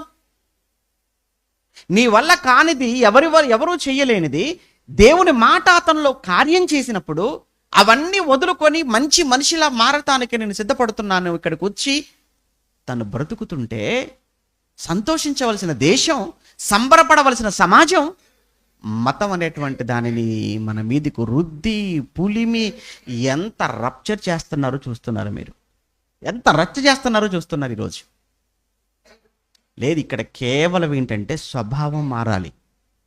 కానీ ఎందుకో మనం సంఘాలలో కొంతమందిని చూస్తుంటే బాప్తిస్మం పొంది 5 ఏళ్ళు అవుతున్నా, 10 ఏళ్ళు అవుతున్నా ఇంకా కొంతమందిలో ప్రాచీన స్వభావం పోవట్లేదు. వారి వలన సంఘానికి, దేవుని ఆలయానికి ప్రమాదం. మళ్ళీ చెప్తున్నాను, అలా మారని వారు ఎవరైతే ఉంటారో వారి వలన సంఘానికి చాలా ప్రమాదం ఉంది. మారరు కొంతమంది. కొరింథీయులకు రాస్తూ చెప్తాడు పౌలు గారు, కొరింథీ పత్రిక మొదటి పత్రికలో పులిసిన పిండితో పోలుస్తాడు కదా. పులిసిన పిండితో పోలుస్తూ అదే కొరింథీయులకు చెప్తుంటాడు. ఎందుకు? సమస్య అక్కడే ఉంది కనుక. కొరింథీయులకు రాసిన మొదటి పత్రిక 5వ అధ్యాయం మీరు చూడగలిగితే, కొరింథీ మొదటి పత్రిక 5వ అధ్యాయము 6లో, మీరు అతిశయపడుట మంచిది కాదు, పులిసిన పిండి కొంచెమైనను ముద్ద. ఇక్కడ పులిసిన పిండి అనగానే ప్రాచీన స్వభావం గురించి మాట్లాడుతున్నాడు. పాత స్వభావం, పాత జీవితం గురించి మాట్లాడుతున్నాడు. అలా బాప్తిస్మం పొంది నేను క్రైస్తవునని చెప్పుకుంటూ కూడా ఇంకా సంఘములో సినిమాలు మానుకొనని వారు, సిగరెట్లు మానుకొనని వారు, మందు మానుకొనని వారు, దొంగతనాలు మానుకొనని వారు, వ్యభిచారాన్ని మానుకొనని వారు ఎవరైతే ఉంటారో అలాంటి వారి వలన సంఘంలో మిగతా వారు కూడా చెడిపోయే, పాడైపోయే అవకాశం ఉందా లేదా? మీరు చెప్పండి ప్రాక్టికల్గా. ఒక్కడికి ఉంటుందండి అలవాటు, సినిమాలకు వెళ్ళే అలవాటు. వాడికి దగ్గరగా ఉన్నవాడు ఏం చేస్తుంటాడు? నెమ్మదిగా ఒక్కసారికి ఒకసారి చూస్తే తప్పి ఏంటట? ఆ మోటివేషన్ ఎలా ఉంటుంది తెలుసా? ఒక్కసారి వెళ్తే ఏమవుతుందట, ఒక్కసారి చూస్తే ఏమవుతుందట, ఒక్కసారికి పర్వాలేదురా, ఈ ఒక్కసారికి నా త్వర అంటాడు. వాడు వెళ్తాడు. ఆడ చూసిన తర్వాత ఆడికి మనసు అంతా కూడా ఇక పర్వాలేదులే, బాగానే ఉంది, మంచిగానే అనిపించింది. మళ్ళీ రెండోసారి మళ్ళీ ఒకసారి అడిగాడు అనుకోండి, మొదటిసారి ఏమో వద్దు అని 10 సార్లు అంటాడు, రెండోసారి వద్దులే అంటాడు, మూడోసారి వెళ్ళిపోతుంటాడు అంతే. ఇంకా అంటే ఎందుకు ఎక్కడో మనసు అలా 2 సార్లు వెళ్ళాడు. ఇక మూడోసారికి వచ్చేటప్పటికి వీడు అడుగుతాడు, ఎప్పుడు వెళ్దామరా అంటాడు అంతే. అది స్వభావం, అది అంతే, మానవ స్వభావం అది. ఆరాధన జరుగుతుంది, సెమినార్ జరుగుతుంది, దైవ కార్యక్రమం జరుగుతుంది, అయినప్పటికీ కూడా అంటే వాడొక్కడున్నాడు, ఆ అలవాటు ఉన్నవాడు, ఆ ఒక్కడు వాడుకున్న అలవాటు మరొకడికి ఏం చేశాడు? అందించాడు. ఇప్పుడు ఇద్దరు అయ్యారు, ఒకడు తోడయ్యారు. ఇప్పుడు వీరిద్దరు కలిసి ఇంకెవడున్నాడు రా అని మూడోవాడిని చూస్తుంటారు. దీని వలన మరలా సంఘం అంతా కూడా, దేవుని ఆలయం అంతా కూడా పాడైపోయే అవకాశం ఉందా? ఒక్కటి గుర్తుంచుకోండి, మీ వలన సంఘములో ఎవరు పాడైపోయినా, మీ వలన సంఘములో ఎవరు పాపానికి ప్రేరేపితులైనా, మీ వలన ఎవరు సంఘానికి, దైవానికి, పాపానికి దగ్గరైపోతున్నా, దేవునికి దూరం అయిపోతున్నా, మిమ్ములను మాత్రం దేవుడు వదిలిపెట్టాడు. మిమ్ములను వదిలిపెట్టాడు, వారిని కూడా వదిలిపెట్టాడు. ఎందుకంటే మీరు తీసుకుని వచ్చేది ఇదంతా కూడా సంఘానికి ఆపాదించేస్తున్నారు, సంఘానికి పులుముతున్నారు. చూసారు ఈ పాపం? అందుకు చెప్తున్నాడు, ముద్ద కొంచెమే కావచ్చు, కానీ పిండంతటిని కూడా ఏం చేస్తుంది? అది పులియ చేయండి. మీకు తెలియదు ఏం కాదండి. అది 10 లీటర్లైనా, 20 లీటర్ల పాలైనా, 50 లీటర్ల పాలైనా, పాలు పెరుగవ్వాలి అని అంటే ఆ పెరుగు ఎంత వేస్తాము? కొంచెం వేస్తే చాలు, అంతే తప్ప లీటర్ పెరిగేయాల్సిన పని లేదు. కొంచెం వేస్తే 50 లీటర్ల పాలైనా, 100 లీటర్ల పాలనైనా పులియబెట్టి నీకు పెరుగుగా ఇచ్చేస్తుంది. మీకు తెలిసింది అది. అలానే ఒక్కరుంటే చాలు, ఇద్దరుంటే చాలు. ఏముంది? ఒకటికి సినిమాలు, ఒకటి సిగరెట్, ఒకటికి మందు, ఇంకోటి. నలుగురు పట్టేసుకున్నారని కూడా సంఘం అంతా కూడా అలానే అయిపోతుంది. ఇప్పుడు సంఘం అలా పాడైపోతుంటే దేవుడు ఊరుకుంటాడా? ఎందుకు? ఈ సంఘం గురించి దేవుడు చేసిన ఆలోచన ఎప్పటిది? జగత్తుకు ముందు, జగత్తు పునాది వేయబడక ముందు సంఘం గురించి ఆలోచించిన దేవుడు, జగత్తుకు ముందు యేసు నిర్ణయించుకున్న దేవుడు, ఎవడి ఆ యుక్త కాలముల యందు, తగిన కాలములో యేసుక్రీస్తు కాలం పరిపూర్ణమైనప్పుడు ఈ లోకానికి పంపి యేసును శిలువ మీద చంపుకొని ఆయన రక్తము ద్వారా ప్రారంభించబడిన ఈ సంఘం, ఈ ఆలయాన్ని నువ్వు ఈరోజు నీ సంతోషం కోసం, నీ ఆనందం కోసం, నీ సరదా కోసం, నీ పంతం కోసం, నీ పట్టింపు కోసం, నీ పేరు కోసం, నీ గొప్ప కోసం సంఘాన్ని, ఆయన ఆలయాన్ని పాడు చేస్తే దేవుడు చేతులు కట్టుకుని కూర్చుంటాడా? నేను పాడు చేస్తాడు అని అంటే నీకు హాని, కష్టం, నీకు ఏదో విధమైన శ్రమ, ఏదో బాధ ఖచ్చితంగా నువ్వు అనుభవించక తప్పదు. అదే చెప్తున్నాడు. అందుకే ఒక్కసారి మీలో ఆ ప్రాచీన స్వభావం ఏముందో ఒకసారి చూడండి. ఎఫెసీ పత్రిక 4వ అధ్యాయం, ఎఫెసీ పత్రిక 4వ అధ్యాయం, ఎఫెసీ పత్రిక 4వ అధ్యాయము 17, 18, 19, 20, 21 వరకు మీరు చదువుకున్న తర్వాత 22 ఒక్కటి నేను చదువుతున్నాను చూడండి. కావున మునుపటి ప్రవర్తన విషయములోనైతే, అంటే బాప్తిస్మానికి ముందు, కావున మునుపటి ప్రవర్తన విషయములోనైతే మోసకరమైన దురాశల వలన. దురాశ అంటే ఏంటి? చెడ్డ ఆశ. చెడ్డ మంది కాదు మనం ఆశించడం దురాశే కదా. ఆ దురాశల వలన చెడిపోవు మీ ప్రాచీన స్వభావమును మీరు వదులుకొని, మీ ప్రాచీన స్వభావం, మీరు పాత జీవితం దాన్ని వదులుకోండి. మీ చిత్తవృత్తి యందు నూతన పరచబడిన వారై నీతియు యథార్థమైన భక్తియు గలవారై దేవుని పోలికగా సృష్టింపబడిన నవీన స్వభావమును ధరించుకోవాలి. నవీన స్వభావం ఎలా ఉంటుంది? అదే క్రీస్తు పోలిక, క్రీస్తు స్వభావం. ఆ క్రీస్తు స్వభావంలోనికి మారటమే నవీన స్వభావంలోనికి మనం మార్పు చెందటం. ఆ దిశగా ప్రయత్నం చేయాలి తప్ప ఎట్టి పరిస్థితుల్లో మరలా ప్రాచీన స్వభావం మనలో ఉండకూడదు. అది ఎవరిలో ఉన్నా వారు సంఘంలో ఉన్న మిగతా వారిని ఏం చేసే అవకాశం ఉంది? పాడు చేసే అవకాశం ఉంది. అలా ఎవరిని బట్టి సంఘం పాడైపోతుందో, ఎవరిని బట్టి సంఘం డిస్టర్బ్ అయిపోతుందో వారిని దేవుడు అంటున్నాడు, వరే మీరు పాడు చేస్తున్న నా ఆలయాన్ని నేను ఎందుకు వదిలిపెడతాను మిమ్మల్ని? నువ్వు అనుకుంటున్నావు వాడిని పాడు చేస్తాను అనుకుంటున్నావు, ఇద్దరిని పాడు చేస్తాను నువ్వు అనుకుంటున్నావు. నువ్వు పాడు చేసే సంఘాన్ని, ఆ సంఘం నేను ప్రాణం పెట్టుకున్న సంఘం, అది నేను రక్తం పెట్టుకున్న సంఘం, విలువ పెట్టుకున్న సంఘం, కోట్ల సంవత్సరాల క్రితం నేను ఏర్పాటు చేసుకున్న సంఘం. నా కళ్ళ ముందు నువ్వు పాడు చేస్తే నేను ఎలా వదిలిపెడతాను?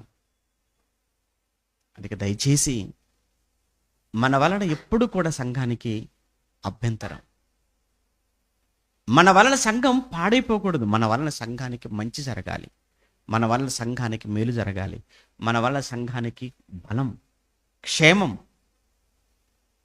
ఇంకొక విషయం చెప్తాను.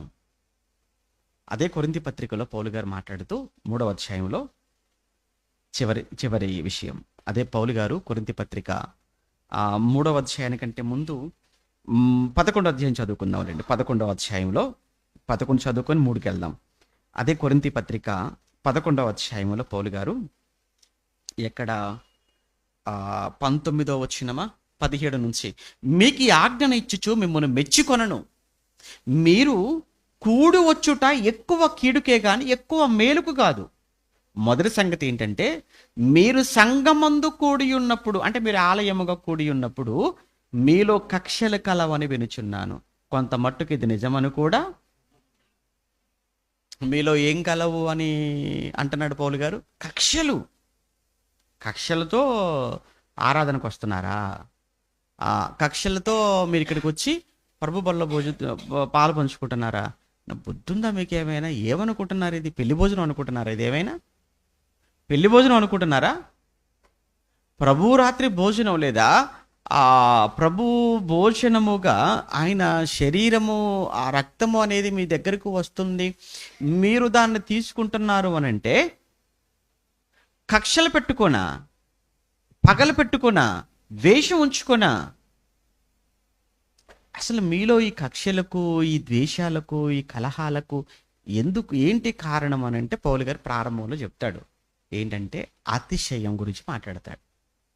అతిశయం అంటే వీళ్ళు ఎలా ఫీల్ అవుతున్నారు అని అంటే, మేమే అందరికంటే బాగా పాడేవాళ్ళం, మేమే అందరికంటే బాగా ఇచ్చేవాళ్ళం, మేమే అందరికంటే బాగా చెప్పేవాళ్ళం, మేమే అందరికంటే బాగా పనిచేసేవాళ్ళం, మేమే అందరికంటే బాగా చదువుకున్న వాళ్ళం, మేమే అందరికంటే బాగా పెద్ద పెద్ద ఉద్యోగస్తులు, మేమే అందరికంటే పెద్దిల్లు కలిగిన వారు, అందరికంటే బాగా డబ్బున్న వాళ్ళం, అందరికంటే బాగా భూములు ఉన్న వాళ్ళం. ఇది వాళ్ళ అతిశయం. ఆ అతిశయమే సంఘములో కలహాలకు కారణమైంది. ఆ అతిశయమే సంఘంలో కక్షలకు కారణమైంది. ఆ అతిశయమే సంఘం ముక్కలైపోవటానికి కారణమైపోయింది కొరింథీ సంఘం. అందుకు చెప్తున్నాడు, మీరు ఇన్ని కక్షలు పెట్టుకొని ఇంత ద్వేషంతో మీరు తీసుకుంటారా భోజనం, ప్రభు భోజనానికి వస్తారా అని 3వ అధ్యాయంలో చెప్తుంటాడు దీని గురించి. మరలా ప్రారంభంలోనే కొరింథీలకు రాసిన మొదటి పత్రిక 3వ అధ్యాయం మీరు చూడండి. కొరింథీలకు రాసిన మొదటి పత్రిక 3వ అధ్యాయంలో 21వ వచనంలో, కాబట్టి ఎవడును మనుషుల యందు అతిశయింపకూడదు. దానికంటే ముందు 3వ అధ్యాయము రెండవ వచనంలో అప్పటిలో మీకు బలము చాలకపోయినందున పాలతోనే మిమ్మల్ని పెంచితేనే కానీ అన్నముతో మిమ్మల్ని పెంచలేదు. మీరు ఇంకనూ శరీర సంబంధాలు ఉండటం వల్ల ఇప్పుడును మీరు బలహీనుడై ఉన్నారు కారా.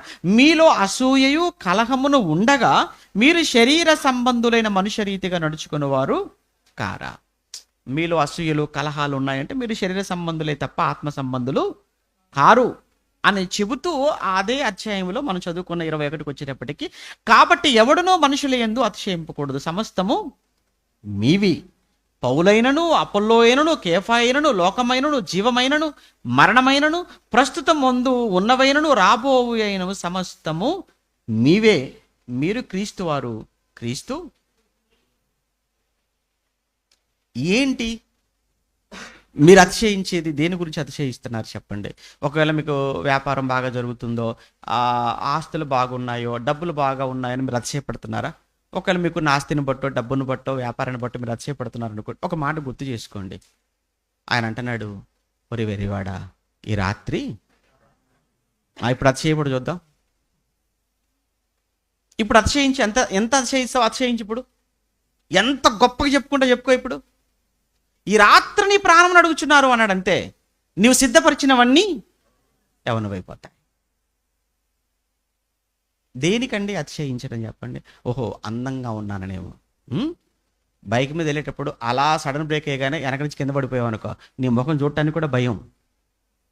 చూస్తే రాత్రి కూడా నిద్ర పట్టదు. ఎందుకు? మొహం నిండా అన్ని మచ్చలైపోతాయి. నీ మొహం నీకే భయంకరంగా ఉంటుంది. ఇది పెద్ద విషయం అండి అందం. మరి అందాన్ని బట్టి అతిశయిస్తున్నావా? ఉద్యోగాన్ని బట్టి అతిశయిస్తున్నావా? అసలు నీ అనుకుంటున్న నీ ప్రాణానికి గ్యారంటీ లేనప్పుడు దేన్ని బట్టి మనం అతిశయించాలి? వద్దు. ఈ అతిశయమే సంఘంలో కలహాలకు, సంఘంలో కక్షలకు కారణమవుతుంది. మరి సంఘంలో మనం అంతా ఎలా ఉండాలి అంటే ఆయన చెప్తున్నాడు, మీరు ఒకరికంటే ఒకడు మీరు యోగ్యునిగా ఇచ్చుకోండి. నేనే ఎందుకు మాట్లాడాలి అనుకున్నంత కాలం ఏమో తెలుసా అండి, ఆ సమస్య అలానే ఉంటుంది తప్ప సమస్యకు పరిష్కారం దొరుకుతుందా? లేదు. కానీ ఒక్క మెట్టు నువ్వు దిగు. నేనే ఎందుకు మాట్లాడాలి అనే బదులు నేనే మాట్లాడతా అని ఒక్క అడుగు దిగు నువ్వు మాట్లాడావనుకో, బా, అక్కడ మీ ఇద్దరి మధ్య ప్రారంభం అవుతున్నటువంటి ఆ ప్రేమ, మీ ఇద్దరి మధ్య ఏర్పడిన ఆ సమాధానం, మీ ఇద్దరి మధ్య ఏర్పడిన బంధం ఇద్దరికి ఎంత ఆనందంగా ఉంటుందో ఒక్కసారి ఆలోచించండి. దాన్ని జ్ఞాపకం చేసుకుని ఒక్కసారి ఎంత బాగుంటుందో. 20 సంవత్సరాల తర్వాత యాకోబు వస్తుంటాడు ఏశావు దగ్గరికి. ఏశావును కలుసుకోవడం లోపు 7 మార్లు సాష్టాంగ పడిపోతాడు. ఎవరు? యాకోబు 7 మార్లు సాష్టాంగ బోర్ల పడిపోతున్నాడు. దగ్గరికి రాగానే ఏశావు యాకోబులు ఇద్దరు ఒకరినొకరు గట్టిగా కౌగులించుకొని ఒకరి మెడ మీద ఒకరు పడిపోయి ముద్దులు పెట్టుకొని, ఏమైందయ్యా చంపుదామని వచ్చాడు ఏశావు. చంపేద్దామని ఈరోజు అనుకున్నాడు. చంపుదామనుకొని వచ్చిన ఏశావు తమ్ముడి మెడ మీద పడిపోయి ముద్దులు పెట్టుకొని కలిసిపోయి ఎంత చక్కటి ప్రేమను చూసాం అక్కడ మనం. ఒకసారి సంఘంలో మనం కూడా ఎవరి మీద ఏమున్నాయో అన్ని కాసేపు పక్కన పెట్టి, ఎవరు అతను ఎందుకు తగ్గాలి, నేనే తగ్గుతాను ముందు అని నువ్వే మాట్లాడే ప్రయత్నం చేయకూడదు. ఆయనే చేస్తానులే ఫోన్, ఎందుకు నువ్వే చేయకూడదా? ఆయనే వస్తానులేనే బదులు నువ్వే వెళ్ళకూడదా? నువ్వే ముందుగా వెళితేనో, నువ్వే ఫోన్ చేస్తేనో, నువ్వే పలకరిస్తేనో వాళ్ళు కూడా, వాళ్ళ దగ్గర కూడా నీ గౌరవం పెరిగిపోయి, నీ మీద ప్రేమ పెరిగిపోయి నేను దగ్గరకు తీసుకుంటే ఆ సంఘంలో ఇంకెక్కడుంటాయి చెప్పండి విభేదాలు? ఆ సంఘంలో ఇంకెక్కడుంటాయి సమస్యలు? ఒక్కసారి సంఘం నీ వలన పాడు కాకూడదు. సంఘం నీ వలన అభ్యంతర పడకూడదు. సంఘం ఎవరి వలన డిస్టర్బ్ అవ్వకూడదు. నా వలన సంఘానికి అభ్యంతరంగా ఉన్నది ఏదైనా సరే వదిలేసుకుంటాను. పౌలంతటి మహానుభావుడని నిజంగా అయినా, నా సహోదరునికి నేను మాంసం తినటం అభ్యంతరమా? నా సహోదరునికి నేను మాంసం తినటమే అభ్యంతరం అయితే, నా సహోదరుడు నా మాంసం వలన అభ్యంతర పడతాడు అనుకుంటే అతని కోసం నేను ఈ రోజు నుంచి మాంసం ఒక్కడి కోసం అంత ఆలోచించాలని, సంఘానికి కాదండి అభ్యంతరం, సహోదరుడి కోసం మాత్రమే ఆలోచించాడు పౌలు గారు. ఒక సహోదరుడికి మాంసం తింటే అభ్యంతరం అనుకుంటే తను నేను ఎన్నటికీ మాంసం తినను అని శపథం చేసుకొని నిర్ణయించుకున్నప్పుడు ఒక సహోదరుని పోగొట్టుకోవడం ఇష్టం లేక నా సంఘానికి నేను అభ్యంతరంగా ఉన్నానా? ఏ విషయంలో నేను అభ్యంతరంగా ఉన్నాను? ఇంతమంది సహోదరులు నా విషయంలో ఎందుకు అభ్యంతరపడుతున్నారు? నేను మానుకోలేనా దానిని? వాళ్ళు ఏమైపోతే నాకేంటి, నేను రైటే, నేను పర్ఫెక్టే, నేను గట్టిగా బలంగా నువ్వు అనుకొని అంతమంది సోదరులను, అంతమంది సంఘాన్ని నువ్వు పాడు చేస్తున్నప్పుడు మానసికంగా, ఆధ్యాత్మికంగా దేవుడు నిన్ను ఎందుకు వదిలిపెడతాడు చెప్పు? కనుక దేవుని ఆలయమును పాడు చేయటం అంటే ఏంటో ఇప్పుడు చూశారు కదా. మాటలతో కానీ, చేతలతో కానీ, అతిశయంతో కానీ, ఏ విషయంలో కూడా నువ్వు దేవుని ఆలయమైన సంఘాన్ని డిస్టర్బ్ చేయకూడదు, పాడు చేయకూడదు. అలా పాడు చేస్తే దేవుడు ఎవరిని, అందుకే ఎవడైనా, ఆ పదం చూసారు ఎంత బాగుంది, ఎవడైనా నువ్వు అన్నాడంటే ఇందులోకి వచ్చిన తర్వాత నువ్వు ఎంత అందగాడివో, ఎంత విద్యావంతుడివో, ఎంత డబ్బున్నవాడివో, ఎంత పెద్ద ఎవడివైనా సరే, నువ్వు ఇందులోకి వచ్చేసిన తర్వాత నీ వలన సంఘానికి చెడ్డ పేరు, నీ వలన సంఘం పాడైపోతుంది, నీ వలన సంఘానికి అభ్యంతరం కలుగుతుంది అనుకున్నప్పుడు ఎట్టి పరిస్థితుల్లో కూడా దేవుడు నిన్ను విడిచిపెట్టాడు. కనుక దేవుని ఆలయమును పాడు చేయగలమా అని టైటిల్ ఇచ్చాం కదా. పాడు చేయగలమా? పాడు చెయ్యగలం. ఎలా పాడు చేయొచ్చు? లేని మాటలు, బైబిల్కి భిన్నమైన మాటలు, బైబిల్కి భిన్నమైన బోధలు చేసి పాడు చేయొచ్చు. ప్రాచీన స్వభావంతో పాడు చేయొచ్చు, అతిశయంతో పాడు చేయొచ్చు, ఇంకా అనేక రకాలుగా పాడు చేయొచ్చు. కానీ పాడు చేయటం కాదు మన పని, బాగు చేయటం. పాడు చేశామా, పాడైపోతుందా, దేవుడు వదిలిపెట్టక మనల్ని కూడా ఏం చేస్తానన్నాడు? పాడు చేస్తాను అన్నాడు. కనుక మీ వలన సంఘం ఎప్పుడూ పాడు కాకూడదు. సంఘానికి బలం ఇవ్వండి. ఒక బర్నబా గురించి మాట్లాడుతున్నప్పుడు ఆయన ఆదరణ పుత్రుడట, హెచ్చరిక పుత్రుడట. నిజంగా యెరూషలేము సంఘానికి వెన్నుగా ఉన్నవాడు, బలంగా ఉన్నవాడు. ఇలా ఎందరో కనబడుతుంటారు. అలా మీ వలన సంఘానికి ఆదరణ కలగాలి, మీ వలన సంఘానికి నెమ్మది కలగాలి, మీ వలన సంఘానికి బలం ఉండాలి తప్ప మీ వలన సంఘం బలహీన పడిపోకూడదు. మీ వల్ల సంఘం బలహీన పడిందంటే దేవుడు మిమ్మల్ని వదిలిపెట్టాడు. ప్రార్థన చేసుకున్నాం. మహోన్నతుడా, మా కన్న తండ్రి, ఆలయం అంటే ఏంటో చెప్పాను, ఆలయాన్ని పాడు చేయటం అంటే ఏంటో చెప్పాను. మీ పిల్లల్లో ఎవరి మీద మాకు ఏ విధమైన ద్వేషం లేదు, ఉండకూడదు కూడా నాయన. లేఖనాలలో రాయబడిన ప్రతి సంగతిని సరియైన విభజనతో మీ పిల్లల ముందు పెట్టాను. విన్నారు. ఒక మంచి ఆలోచన, ఒక మంచి యోచన మీ పిల్లలు చేయాలి. ఈ సమయంలో ఎవరి వలన ఎప్పుడు కూడా సంఘం అభ్యంతరపడకూడదు. సంఘానికి ఎప్పుడు వెన్నుగా ఉండాలి తప్ప వెన్నుపోటు పొడవటం కానీ, సంఘానికి ఎప్పుడు అభ్యంతరకరంగా కానీ ఏ ఒక్కరు ఉన్నా అది వారికి చాలా ప్రమాదము అని మీ వాక్యంలో నుంచి మీ పిల్లలకు తెలియజేశాను. విన్న మీ పిల్లల్లో ఎవరైనా ఎక్కడైనా ఏదైనా చెడు వారిలో కనిపించినట్టుగా ఈ మాటల చేత వారికి కనిపించితే వెంటనే ఆ చెడును మానుకొని చెడును విడిచిపెట్టి సంఘాన్ని బలపరచటానికి తండ్రి వారి బ్రతుకు కాలాన్ని వాడుకోవటానికి కృప చూపించమని కోరుతూ, అనేక ప్రాంతాల నుంచి వచ్చిన మీ బిడ్డలను దీవించండి. వారిని, వారి సంఘాలను చల్లగా కాపాడండి. నాయకులను మీరు జ్ఞాపకం చేసుకోండి. నాయకులు కూడా చాలా జాగ్రత్త కలిగిన ఆయన సంఘాన్ని నడిపించటం కావలసిన శక్తి, బలాన్ని బిడ్డలకు ఇవ్వండి. వెళుతున్నారు, క్షేమంగా తీసుకెళ్ళండి. మా ప్రయాణంలో తోడుగా ఉండండి. రేపటి దిన విజయవాడ సభను మీ చేతులకు అప్పగిస్తున్నాం.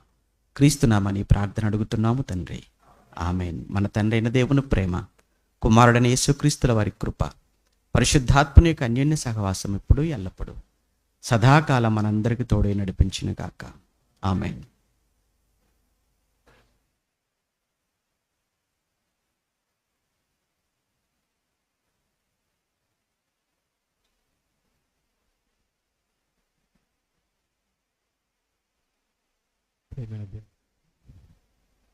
మరి 120వ లేఖనాల పరిశోధన సదస్సును కన్నతండ్రి అయిన దేవుడు చక్కగా జరిగించినందుకు కృతజ్ఞతలు తెలియజేసుకుంటూ, మరి అన్నగారు ఎంతో ప్రయాసతో ప్రతిదినమును మరి అన్న సువార్త పనిలో ఉంటాడు. అయినప్పటికీ తారీఖు డేట్ లేనప్పటికీ మా మాటని మన్నించి మేము పిలవగానే మరి ఈరోజు మాకు ఈ అద్భుతమైన అవకాశాన్ని ఇచ్చినటువంటి మా ఆత్మీయులు దైవజనులు డాక్టర్ కె ఉపేంద్రన్న గారికి సిబిటి కళాశాల తరపున మా హృదయపూర్వకమైన ధన్యవాదాలు తెలియజేస్తున్నప్పుడు గారు, మరి సంఘానికి మన బ్రతుకులకు కావాల్సినటువంటి ఎన్నో మరి దైవ మాటలు తెలియపరుచున్నారు.